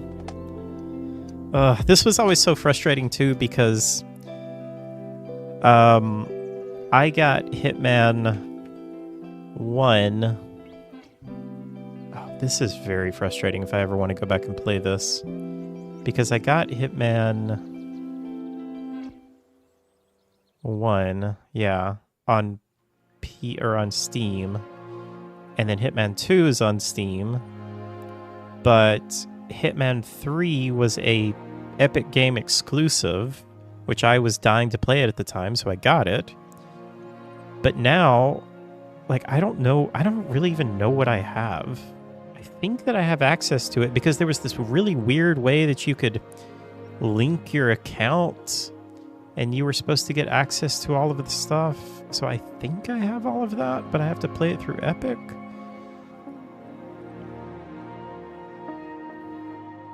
This launcher is so terrible. Hitman. Wait, no, how do I search for my games? Hitman. Yeah, okay, I just have the World of Assassination.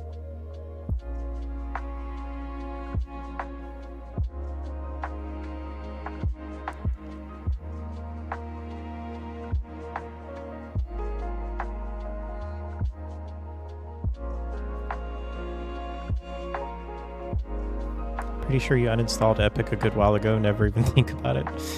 I mean, I literally have to use it every single day because I use Unreal Engine, but I still play games.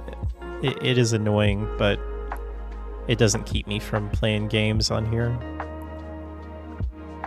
Although I haven't been playing a lot of games lately. I have so many games, though. Ghost Runner 2, Lord of the Rings Return to Moria. Like, pretty much 99% of these games I've just gotten for free. Oh, Arcade Paradise, that was so fun. That was one of my favorite simulation type games. I think that and the gas station simulator were some of my favorite ones. Industria, I really want to play Industria because Industria 2 looks so good. Tetris Effect. I've been wanting to play Tetris Forever. The game Tetris Forever. But I keep getting held back because it's got mixed reviews. And it just doesn't look like it would be as good as Tetris Effect. What is Golden Light?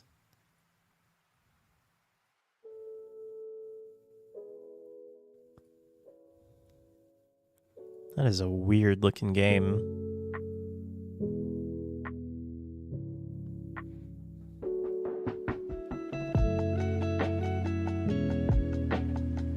This is ridiculous, honestly. Like, I should just never buy any more video games. Look at all these games I have.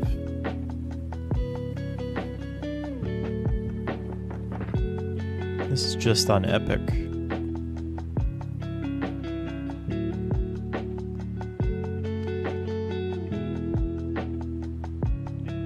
Oh, I forgot I even had this. This was a fun game. Metroidvania.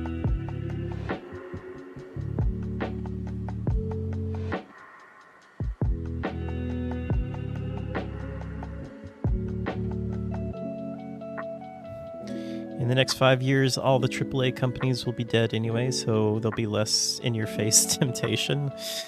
I don't know, man. I mean, there is more and more consolidation, but it still seems like there's more and more games every year.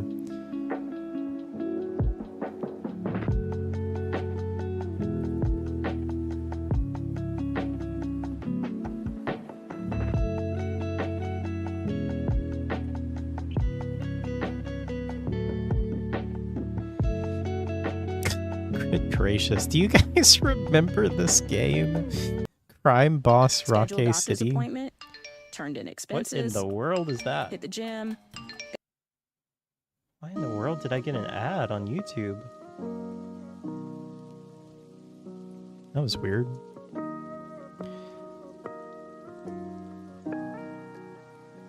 I am still so confused over this video game. It is just one of the strangest, weirdest combinations of people involved in this video game, the number of celebrities that they got, and it just seemed to come out of nowhere, and it's just like the most mediocre game ever. And it's a roguelike, which is not what I thought that was going to be at all. What a weird game. And the thing is, like, I don't hate it. It's a fun idea for a game.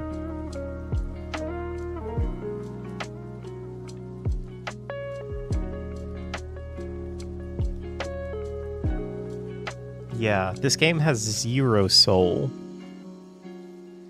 It's like Trend, the video game. But it's just so weird, the people that are involved in this game. Like, it has Chuck Norris, Michael Madsen, is that his name? I can't remember who that is. Someone famous. Tons of very famous people in it, though.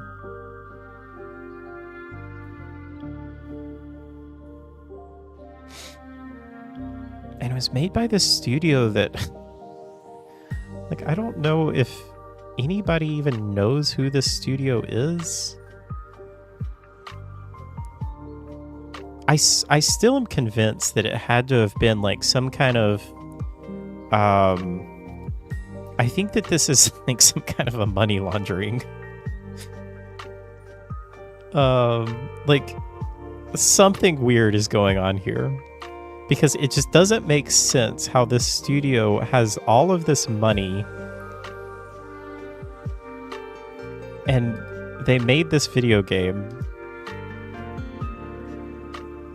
They somehow got all this funding to pay these giant celebrities, which could not have been cheap.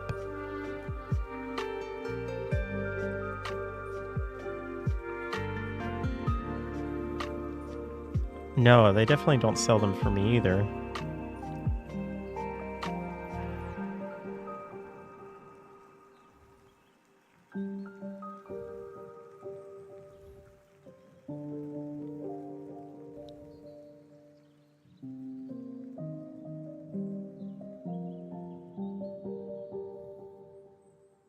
Steven Seagal movies, just a laundering scam. Were there actually movies that were like that? I don't really know. I don't feel like I mean, Steven Seagal is such a weird guy. I liked the movie Under Siege, and there was another movie. What was it? The movie where he dies early on in it, where they're on a plane, and it's got Kurt Russell.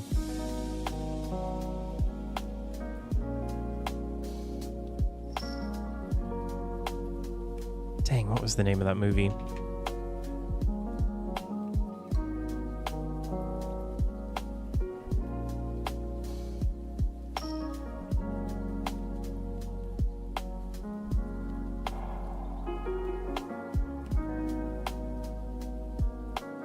Executive Decision. That was it. This was such a good movie. At least it was at the time. I have no idea if it holds up. Under Siege still holds up, though. That's such a good movie.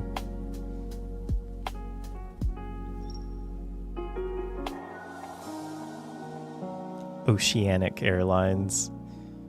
Do they still do this? Do they still use Oceanic Airlines for fictional airlines in movies?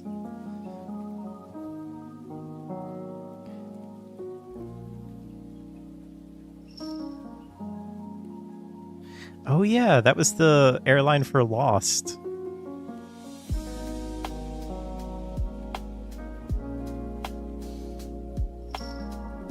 It was an Executive Decision for Love of the Game, Nowhere to Land, Bridget Jones, Survivor, Downsizing, 97 Minutes.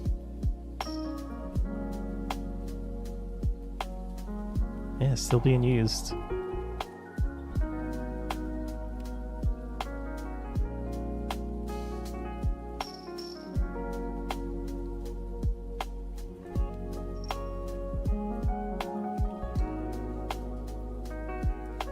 Oh, I'm sure they must be, Draco. I mean, I've seen like some bizarre videos of Steven Seagal in the past 10 years. He's so overweight and just looks awful. And he lives in Russia now, doesn't he? Bizarre. He's a scumbag as a person. Same reason you don't watch Tom Cruise movies, even if some of them are decent. Yeah, see, I personally just don't have any problem watching a movie with someone that I don't like. And Tom Cruise is a perfect example of that. Because I love Tom Cruise movies, and I think he's a fantastic actor. But I just separate that from, the actual person. And I don't have any problem doing that. I mean, this is a very personal thing, and I don't have anything against anybody making whatever decision they want to on that. But I do feel like it's hard to, you have to start picking and choosing at that point. It's like, okay, you support this person, but do you not support this person? Or you don't support this person, but then you're going to support somebody else that probably has their own issues. And I get there's a lot of nuance to that as well. But for me personally, I just feel like it's hypocritical for me to be like, well, I'm not going to support seeing a Tom Cruise movie, but I'll go and watch, I don't know, I can't think of a good example. I also just I've never really idolized anyone. And again, I'm not saying that this is right or wrong. This is just a personal thing. I just try not to ever do that. I don't ever want to idolize a musician or a celebrity or anyone like that, because no one is perfect. And if you idolize someone and you build them up to be like this perfect, amazing human being, and then they do something stupid, then it feels like you really hurt from that.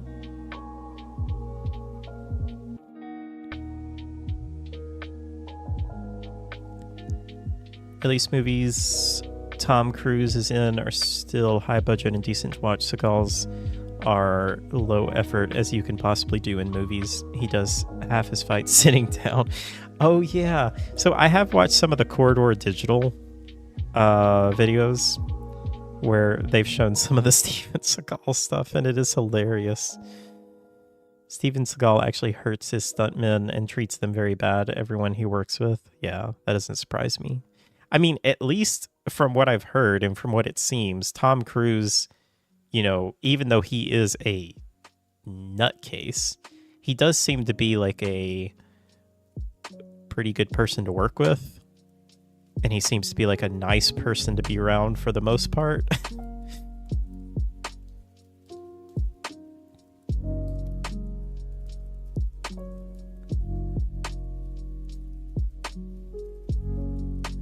A YouTuber called Space Ice loves to make fun of Steven Seagal movies. He's fun to watch if you like that kind of stuff.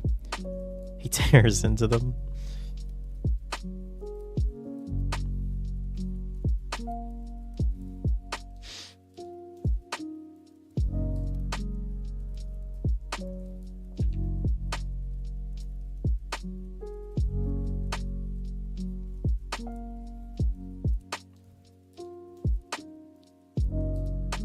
Code of Honor is the Steven Seagal movie where he was finally able to show the world that oh yeah, I think this is the one that I've seen in Corridor Digital. no matter what you may think about him, murderers, robbers, rapists, dealers, pedophiles, his movies will always be dog shit. Just like old Tom's, huh? It starts off with how Seagal thinks drug deals happen, with 30 guys standing around with automatic weapons in an open area right next to a public road. The briefcase full of money, briefcase Real full of subtle, coke. guys. This is when we get to see the theme of the movie. Something that looks like it might actually be watchable before doing a 180 and insulting everyone. One of my biggest pet peeves in movies, and so many movies, I feel like more and more modern movies, even like really big budget movies do this, is when they shoot a rifle like this or they shoot any gun and there's zero recoil. And that annoys me so much because this is not how a real gun looks when you shoot it. Insulting everyone. Like, it looks like you're shooting a BB gun. Everyone. Seagal starts taking these criminals out in a semi-believable way. But just when you think Seagal has finally accepted he is an obese man, the blood splatter is just so fake looking. Like, it's like they just search for blood splatter PNG. an obese man pushing 70, and nobody's buying him as a... This is another big pet peeve of mine. And again, so many movies do this, where they show a reticle in a rifle like this, and unless you are like 100 feet away, it does not look like this. You cannot zoom in this close. Now, I don't know. He might not be very far like this, but I hate when I'm watching a movie and it's supposed to be like this sniper is taking this shot that, you know, is like 2,000 meters away or something like that. And the reticle looks like this. It's just so unbelievable. Anymore. He goes and does this. God damn it, Seagal. What is this? That's the stupid. Here comes the insulting. Really, Seagal? Oh, wow. We're supposed to believe this is you? Then we get another Seagal classic. The body double used to just stand there. This is like 2 full seconds and the audience can see his face. What the f***, man? When did this movie come out? 2016. I didn't even know that he was still making movies.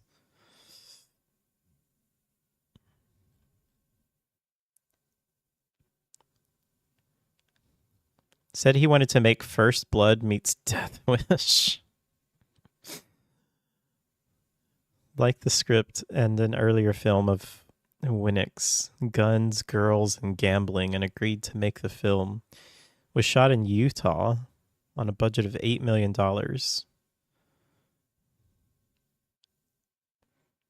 Winnick said Seagal, he's definitely the real deal. He knows his guns, his Aikido, his martial arts, his fighting skills. You know, he's teaching you weapons, he's teaching you moves. He's been around a long time, but his arms, his hands, they're still lightning fast. Oh. Oh, spoilers. Seagal's character dies.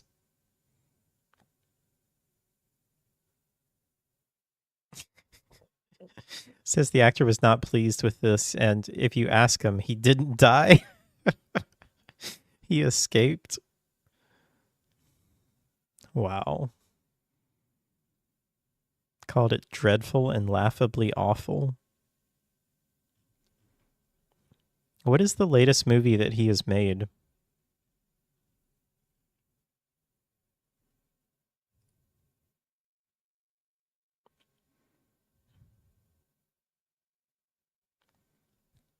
Yeah, they must be. Oh, he hasn't done anything since COVID.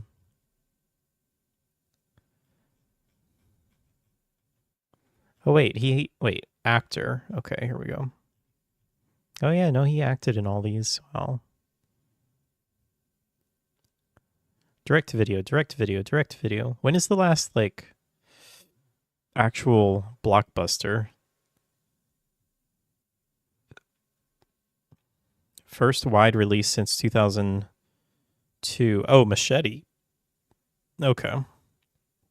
That wasn't really a Steven Seagal movie, though.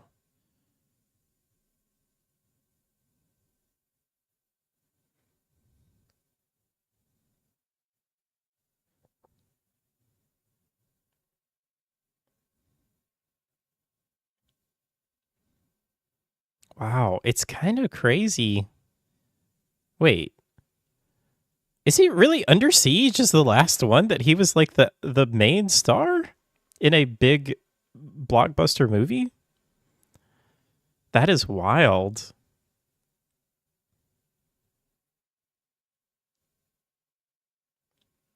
Because in an Executive Decision, he just had a really small role. Wow, he really just did this one movie and just went downhill after that, huh? I didn't really know that. I just assumed that he was in like a bunch of, I mean he is, but I assumed he was in a bunch of other, you know, bigger movies kind of similar to like Jean-Claude Van Damme. But it really just seems like I know I've heard Above the Law, but Under Siege has got to be his most popular movie. That's interesting. Didn't know that. Learned something new.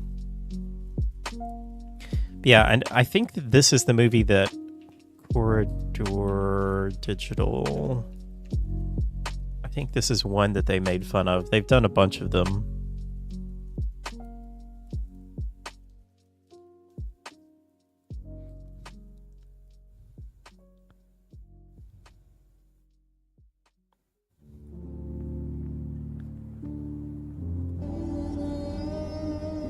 So speaking of stuff done in... This is literally just before it happens. Oh, this one is funny.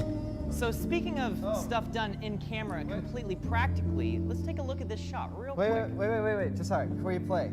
Remember the Stem and React episode where we watched Steven Seagal and Mike Tyson fight? How do you know what shot this is? This is right before that happens. That is a really funny fight scene. Yep, same movie. This is literally just before it happens. They're all mega blockbuster hits. Oh wait, I missed it.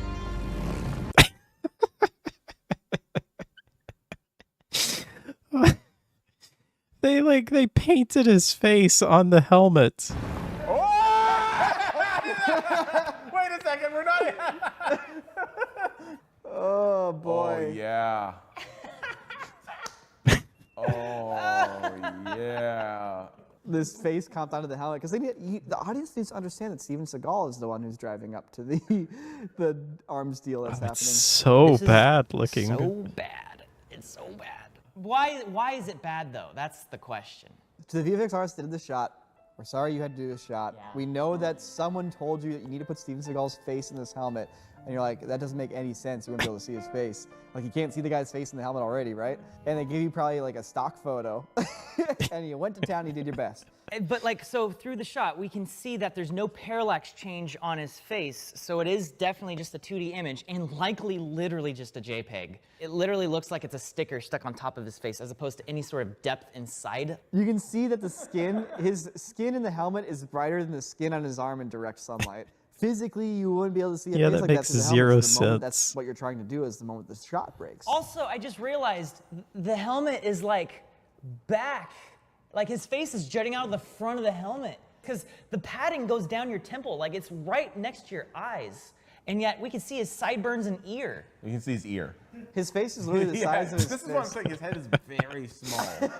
Oh, man. He bought a helmet that's too big for him. How does he do this? Like, how does he He make got hired. He got paid a boatload because Steven Seagal doesn't lose in his fights. It's like part of his contract. But they're like, we're in China, you can't sue us. And so he loses in his fight here. But you can clearly tell they filmed with someone else that wasn't Steven Seagal at the end of his fight scene. they'll be like, great, and then the fight ends. And then he leaves set and I'm like, all right, get the double out, beat his ass. That's exactly how it went. Yeah, that's exactly how it went. Motherfucker, you drink piss.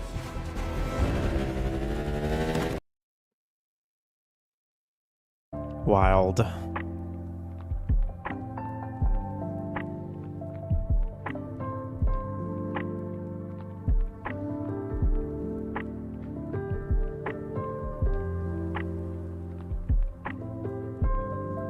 Man, Plan, what are you guys doing over there in Germany? They had the chance to do Anno 2025, and they didn't do it. They should have done 2025. That would have been perfect, and it could have come out this year. If you guys don't know, all of the Anno games, the numbers, they always add up to 9. So you have Anno 1800. The newest one that they're making is 117.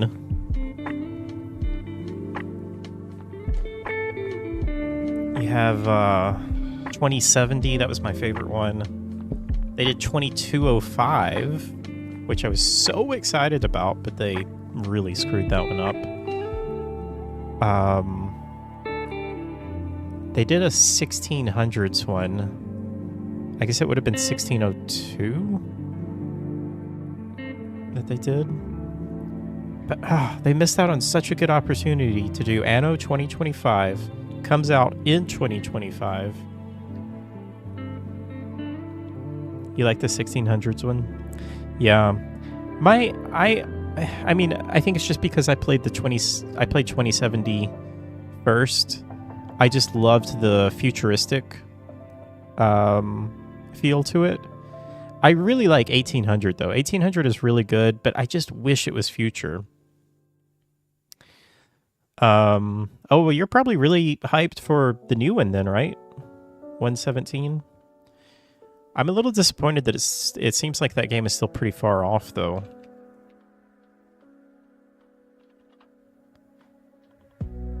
They're saying 2025, but they haven't shown much from it.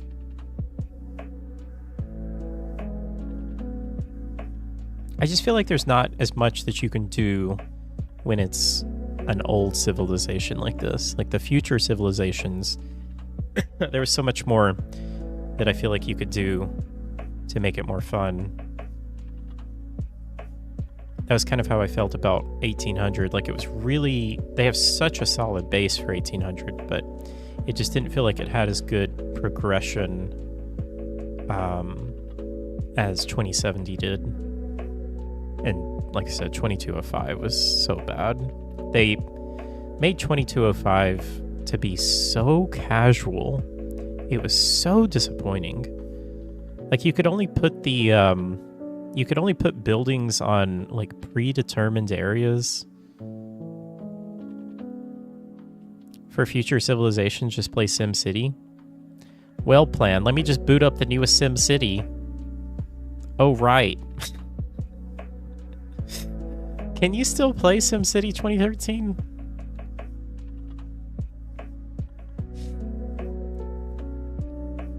I know people hated it, and I get why they hated it, but I still love this game.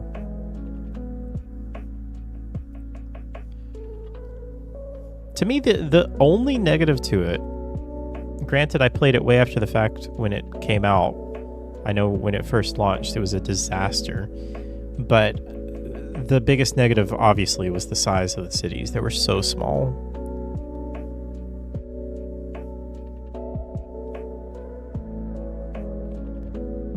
And I know they were always trying to do mods to allow you to have a much bigger plots to build on, but I don't think they ever really got a great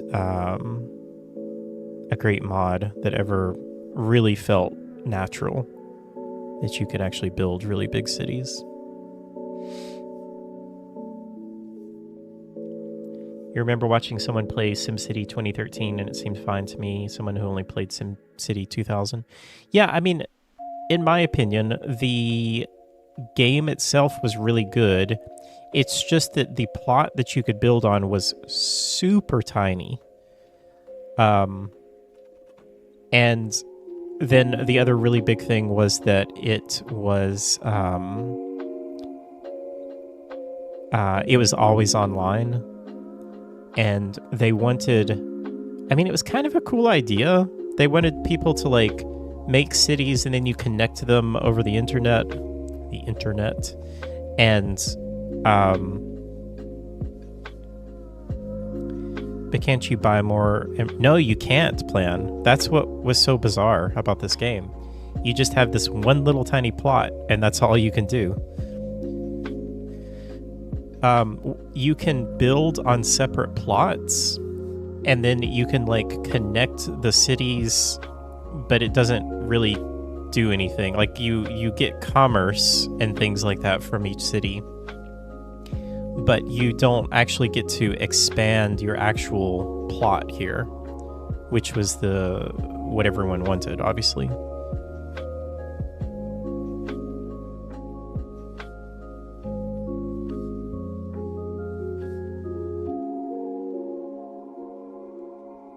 And City Skylines just never did it for me. Like I wanted so much to like City Skylines, but it's missing the fun part of SimCity, which was like the management part.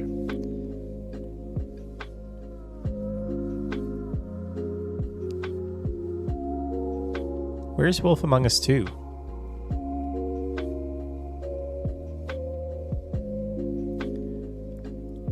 Let's be honest, that game's never coming out, right? Do they even have a Steam page for that?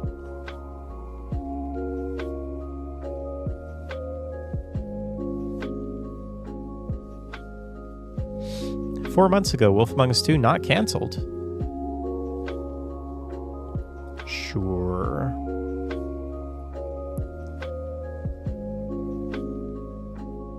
Oh, it's on Epic, of course.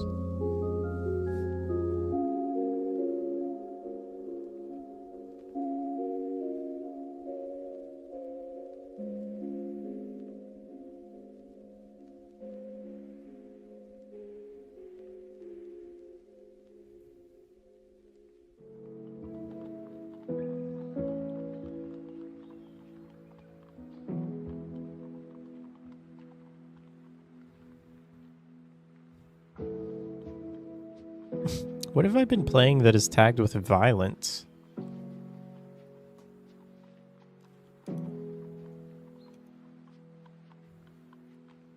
Maybe this game?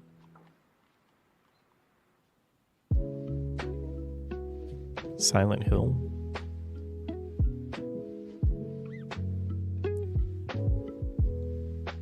Resident Evil? Maybe so.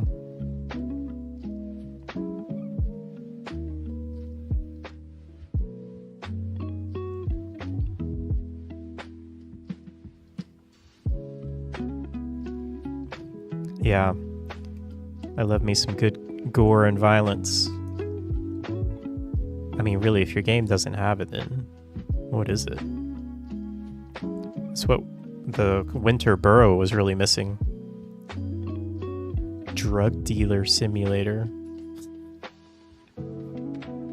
I can see it being fun, actually. Who doesn't want to be a drug dealer?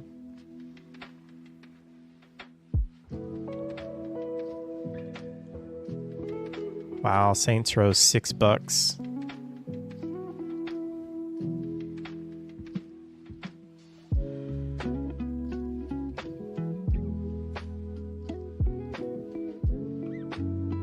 I always think that Sleeping Dogs is such an older video game than 2020 or 2014. I mean, I know 2014 is a very long time ago now, but in my mind, I always think Sleeping Dogs is like 2008. I think it's because I always get it confused with the John Woo video game, Stranglehold. Yeah, this game came out in 2007. Why in the world is Ubisoft? Okay. That was really random. I always get Stranglehold and Sleeping Dogs confused. That was too close. You were almost a Jill sandwich. Hey, Ozzy. You keep getting Watch Dogs and Sleeping Dogs confused? That's totally fair. That makes sense.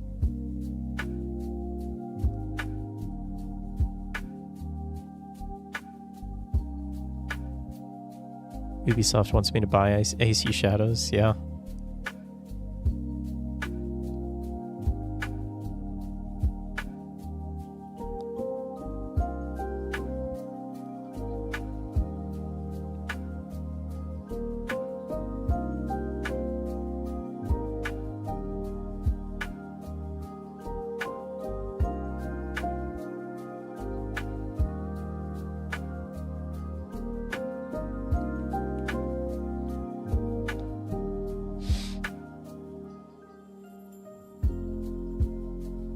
I know, it's wild, isn't it? Like, what are they at now?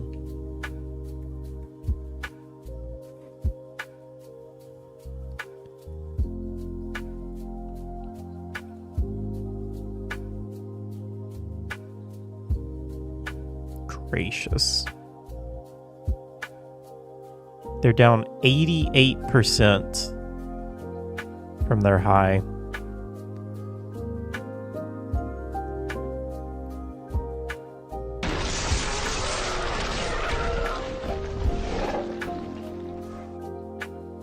They were climbing back up. So, January 22nd, 2021. Trying to think what games came out. Was there one game that, like, just really cratered them?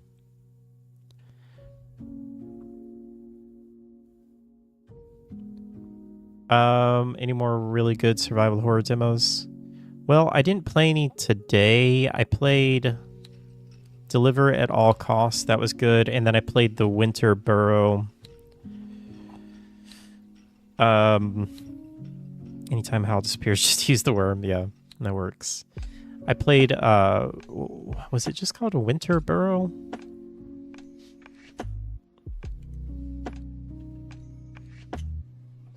Yeah, Winter Burrow. That was really fun. I really liked that. I liked both those games that I played today, but I didn't play any survival horror today.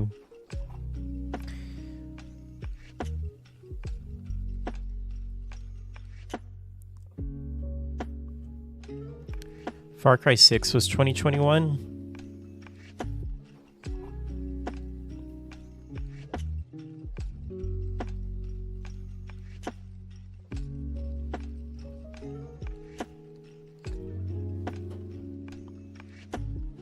It's crazy that, like, I think of Ubisoft doing pretty good back in, like, 2010, 2011, 12, this era.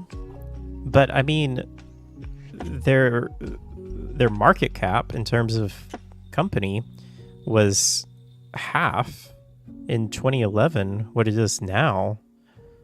So it kind of just feels like they were super overvalued. I mean, they were clearly way overvalued here.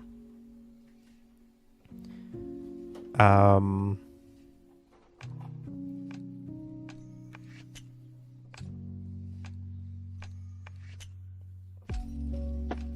wonder how much cash they have left.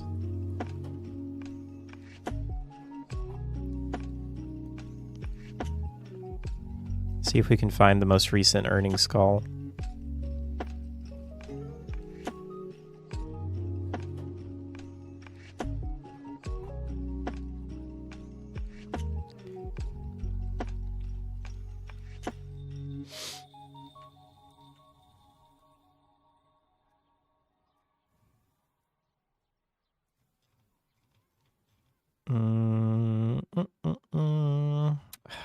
hate looking at non-US companies. It's so much easier with US companies.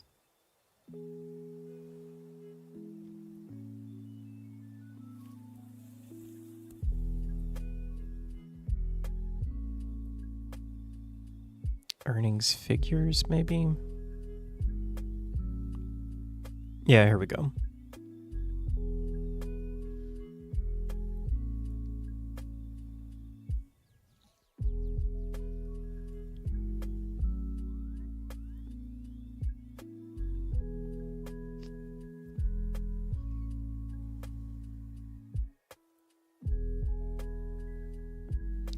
Diluted earnings per share. Gracious. Yeah, so 2024, last year, they lost $1.94, or what is this in euros? I don't know. Probably euros. €1.94 per share. What is 194 times 127,026,713? They lost $246 million. Oh my goodness.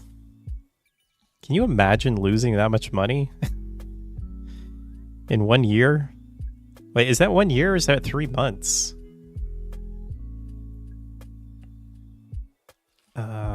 First half? Is that what that means? Again, I don't really ever look at non-US companies' earning statements. All right, how much cash do they have? Assets.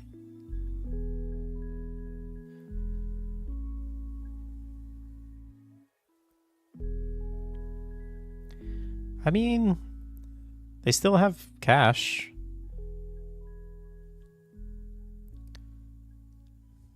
They have 1.2 billion in consolidated reserves. I'm not really sure what that is. It's actually more than they had the year before.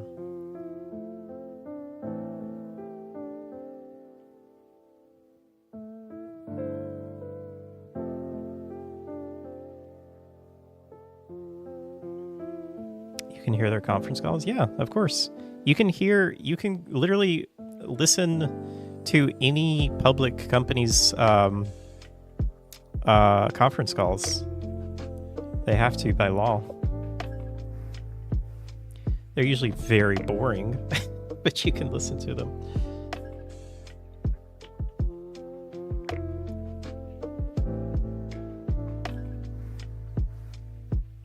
Often the best way to do it is to get the transcripts and then just search for like any specific thing that you're looking for.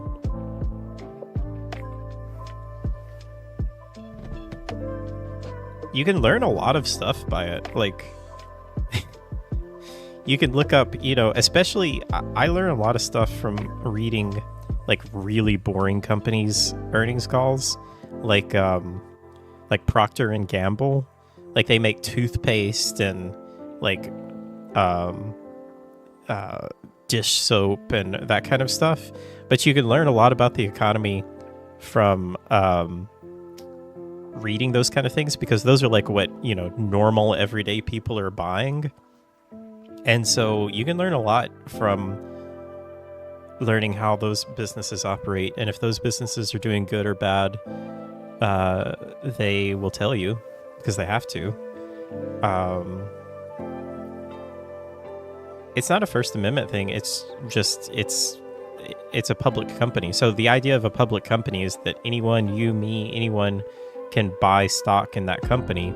And in order to do that, at least for American companies, but honestly for just about any publicly traded company, you have to be transparent about your operating expenses and how much money you're making and how much cash you have and all of that stuff. That's why for any public company, you can go on and you can literally see like how much money they have, how much money they made, how much money they lost, which is very, very interesting and very useful a lot of times. but it's also very, very boring. And only weirdos like me read through these reports.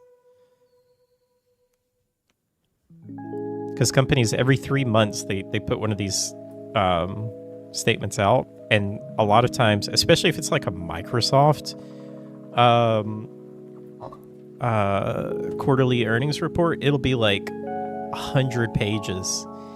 And most of the times, like 95 pages out of 100 are just like the exact same things that are in every single one.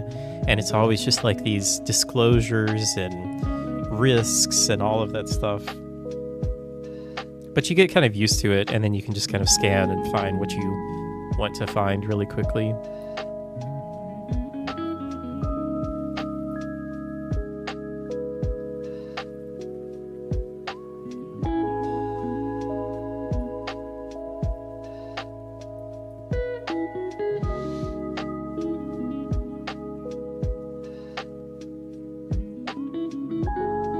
Let's see what their financial targets are.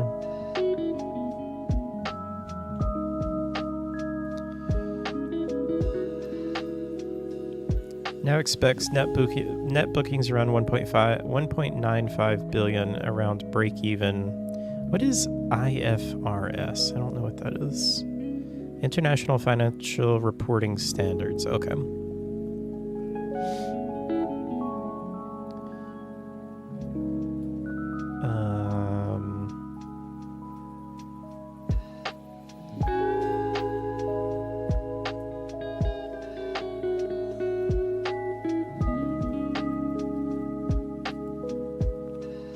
Revised targets are mainly a reflection of decisions taken for Assassin's Creed Shadows and the softer than expected launch of Star Wars Outlaws.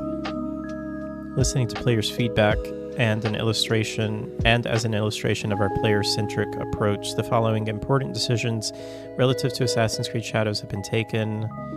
Well, this was quite a while ago, because this says will now be released 14th of February. They delayed it again after that. While the game is feature complete, the learnings from Star Wars Outlaws release led us to provide additional time to further polish the title. Apparently they needed more time. This will enable the biggest entry in the franchise to fully deliver on its ambitions, notably by fulfilling the promise of our dual protagonist adventure. We are departing from the traditional... Oh yeah, I do remember hearing about this. They got rid of the season pass. All players will be able to enjoy the game at the same time on February 14th. Wait, no, scratch that out. March 20th. Oh, it's funny. The game will mark the return of the... this was one of the biggest mistakes that they made, was just not putting their games on Steam. Like, come on, what are you doing? But still, the problem is, you still have to use the stupid launcher, I think, right?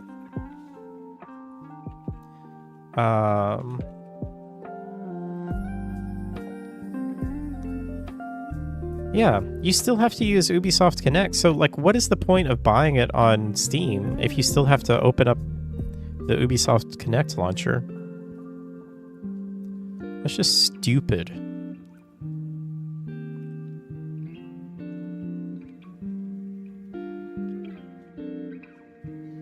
Despite solid ratings, Metacritic 76, and user scores across first party and Epic Store 3.9 out of 5, that reflect an immersive and authentic Star Wars universe, Star Wars Outlaws' initial sales proved softer than expected in response to player feedback. Currently fully mobilized to swiftly implement a series of updates to polish and improve the player experience in order to engage a large audience during the holiday season to position Star Wars Outlaws as a strong, long-term performer. Our modest fellowship expands. Praise the sub. Gustian, thank you so much for the resub, the tier 2 resub. Thank you so much, Gustian. Welcome in.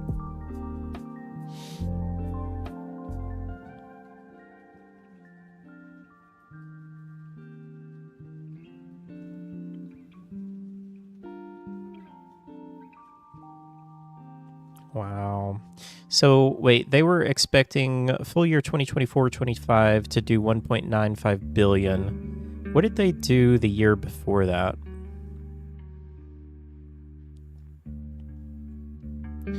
2023, they did...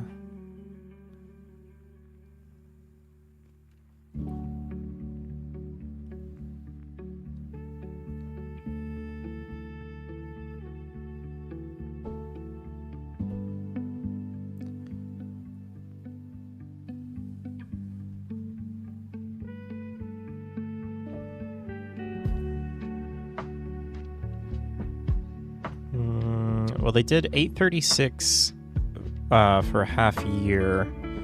So that's what, 16 plus 3072, 1.67, no, 1.67 billion. Oh, so they're expecting to do more this year than last year. I don't know if that's gonna happen. It sounds like they're really banking on Shadows to do well. I mean, maybe they have some other game coming out later this year?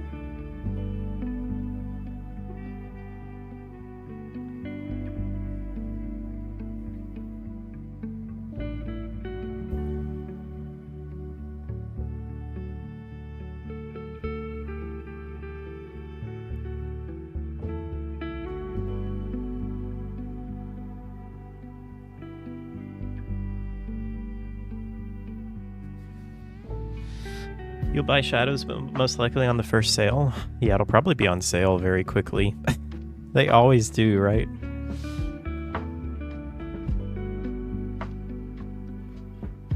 I'll just buy a month of their Ubisoft Connect or whatever it's called. Play it that way. I wonder if we can see... Can we sort by year? I'm curious what they were doing in, like, 2018. Let's see. This should be interesting. Wow, look at that. So 2018.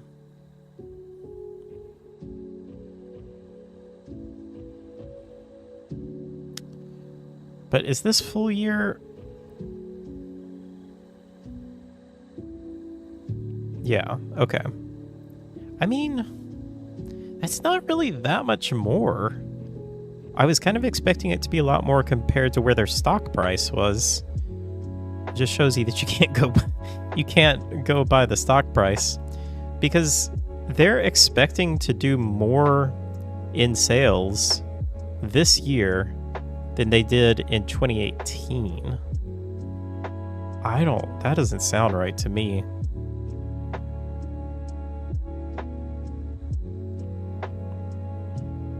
Wait, net bookings? Are they saying net bookings? Oh, they are saying net bookings, which would be slightly less. They said net bookings here was 2,000 or 2 billion, 28 million.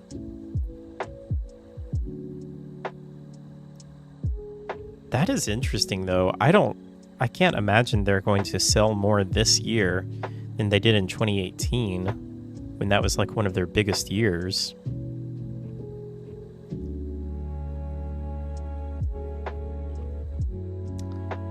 Interesting.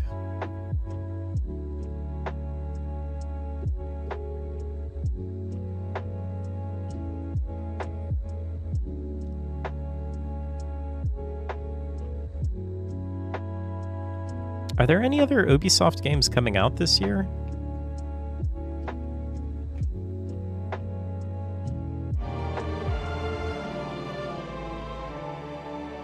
Yeah, it sounds like they're being very optimistic. Do you have business education? Not formal education. Just self-taught. Just lots and lots of studying. Assassin's Creed Shadows. Oh yeah, I forgot that they announced like 5 or 6 Assassin's Creed games. You guys remember that? Anno. I mean, Anno's not going to move the needle much. Oh yeah, Tom Clancy's The Division Resurgence. That's the mobile game. Sands of Time remake. Good gracious. Remember when that game was finished and should have been out in 2021? I remember. Alright. Yeah, they don't really have much else coming out this year. Maybe Anno comes out, but that game is not going to sell, you know, nearly what an Assassin's Creed game would sell.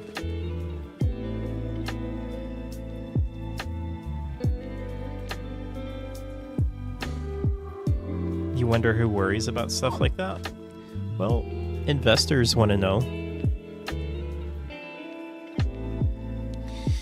And I know people say like, oh, I'm not an investor, I don't care about that stuff. But I mean, if you have a retirement plan, then you're an investor, which pretty much everyone does. Granted, most people don't really care that much. But there is a lot of stuff that you can learn, and I just find it interesting too. I just enjoy learning about businesses, and especially if I can find like a, you know, an undervalued business, which is very, very hard to do.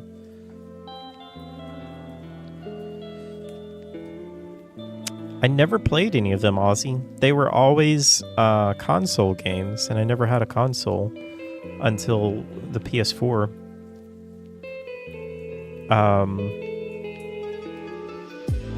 But I've always wanted to play them. I always wanted to play the Maiden in Black. Recently I wanted to play the Maiden in Black because that one was ported to PC.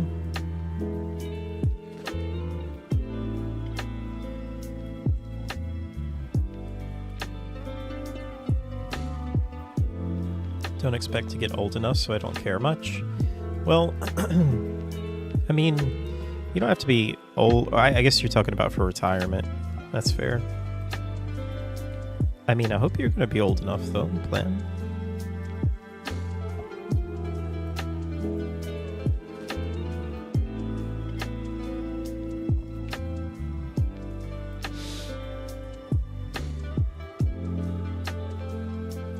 RoboCop's getting a sequel. Oh, that's cool.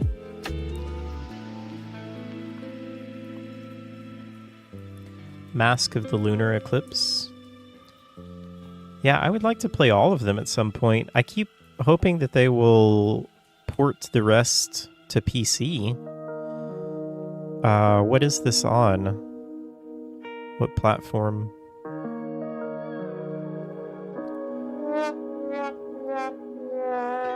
Oh wait, this is on PS5? Oh wait, it says Windows. Wait.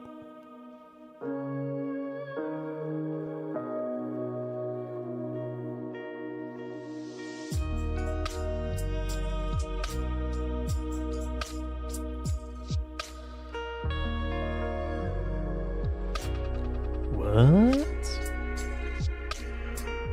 Oh, I don't think I knew that this came out. So it did come out March 8th, 2023, 2 years ago.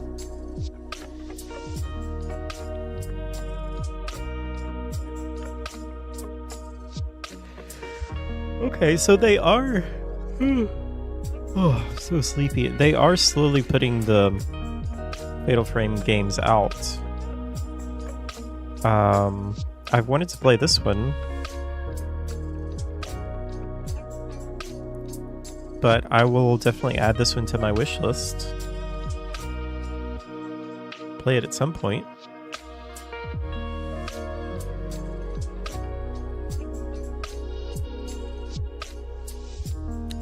Draco's gonna live long enough for them to invent the immortality pill, but be like 90, so it'll be pointless for me.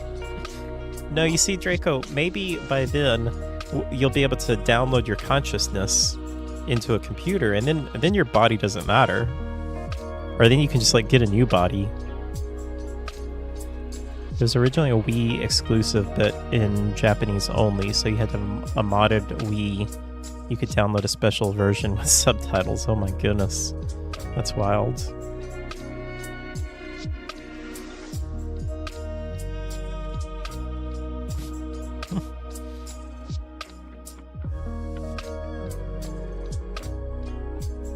Yeah, I'm interested in both of those, Gustian. Avowed is on Game Pass. I will play it at some point, but I'm so backed up on so many games, and I just have not really been in the mood. Like, I still have got to play Dragon's Dogma 2. I've still got to play Dragon Age. I'm just so backed up on games that I just like it's I don't know. I really haven't been in the mood to play like a really long game like that either. I'm less interested in Monster Hunter. I got really burned out with Monster Hunter World. And I just never really got interest for it again. I could see myself going back to it at some point or getting into Wilds, but I'm definitely more interested in Avowed. And I will try out Avowed at some point, especially since it's on Game Pass. But have you been playing a lot of Monster Hunter and Avowed? You'll be Draco Silverhand, an angry old man who hates the system in a young body. How many games you still got to play by now? About 5,000? That sounds about right. Monster Hunter isn't a super long game if you don't go for, I want all armors and weapons. Yeah, I know you can kind of play it at your own pace, and like the main story is not super long. I don't know, I'm just not huge into Monster Hunter. I got really into Wilds, but even when I was playing Wilds, I was just kind of constantly frustrated by the systems in the game, and I think that's why it led me to being so burnt out with it. I always found it really frustrating. I just always found the controls frustrating. I didn't really ever like the camera and like the lock-on system that they had. And this is silly, but I honestly, I legitimately feel bad about killing the monsters. And whenever they go back to their nest and they're like limping, I don't enjoy it. I don't know, I just feel bad about killing them.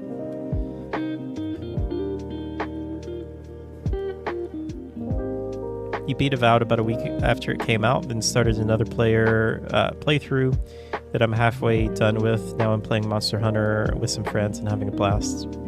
That's awesome. Yeah, I know Avowed seems to be really good, and I know Monster Hunter's doing great. I'm someone who would never hurt an animal IRL, but I do enjoy Monster Hunter. Yeah. I don't know. It's I was kind of shocked when I played Wilds or World the first time, and that happened. I was like, I feel, especially when the monster like literally retreats and is limping away, and they go back to their nest just to like lay down.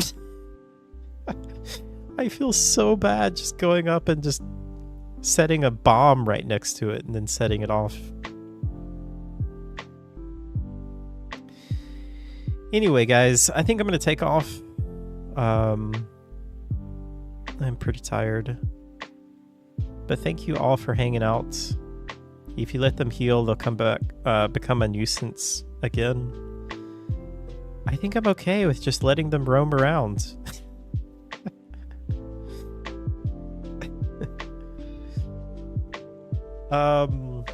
Thank you guys for hanging out.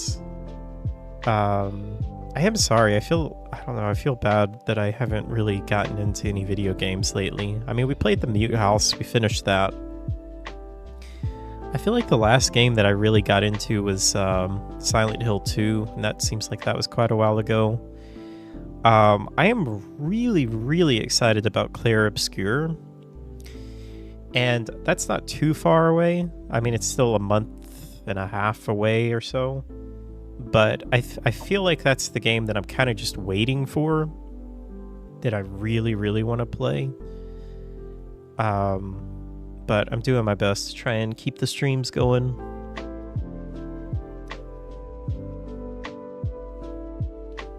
That's why you need to be vegan. I'm not vegan or vegan. I always forget how you say it. Vegetarian, vegan, I don't know, whatever. I don't have anything against killing animals, especially for meat and for food. But yeah, that game just really hit me. All right, anyway, I'm going to take off, guys. Thank you all. I will see you guys on Sunday. Hope you guys have a good weekend and have a good rest of your day or night. I'll see you all. Take care.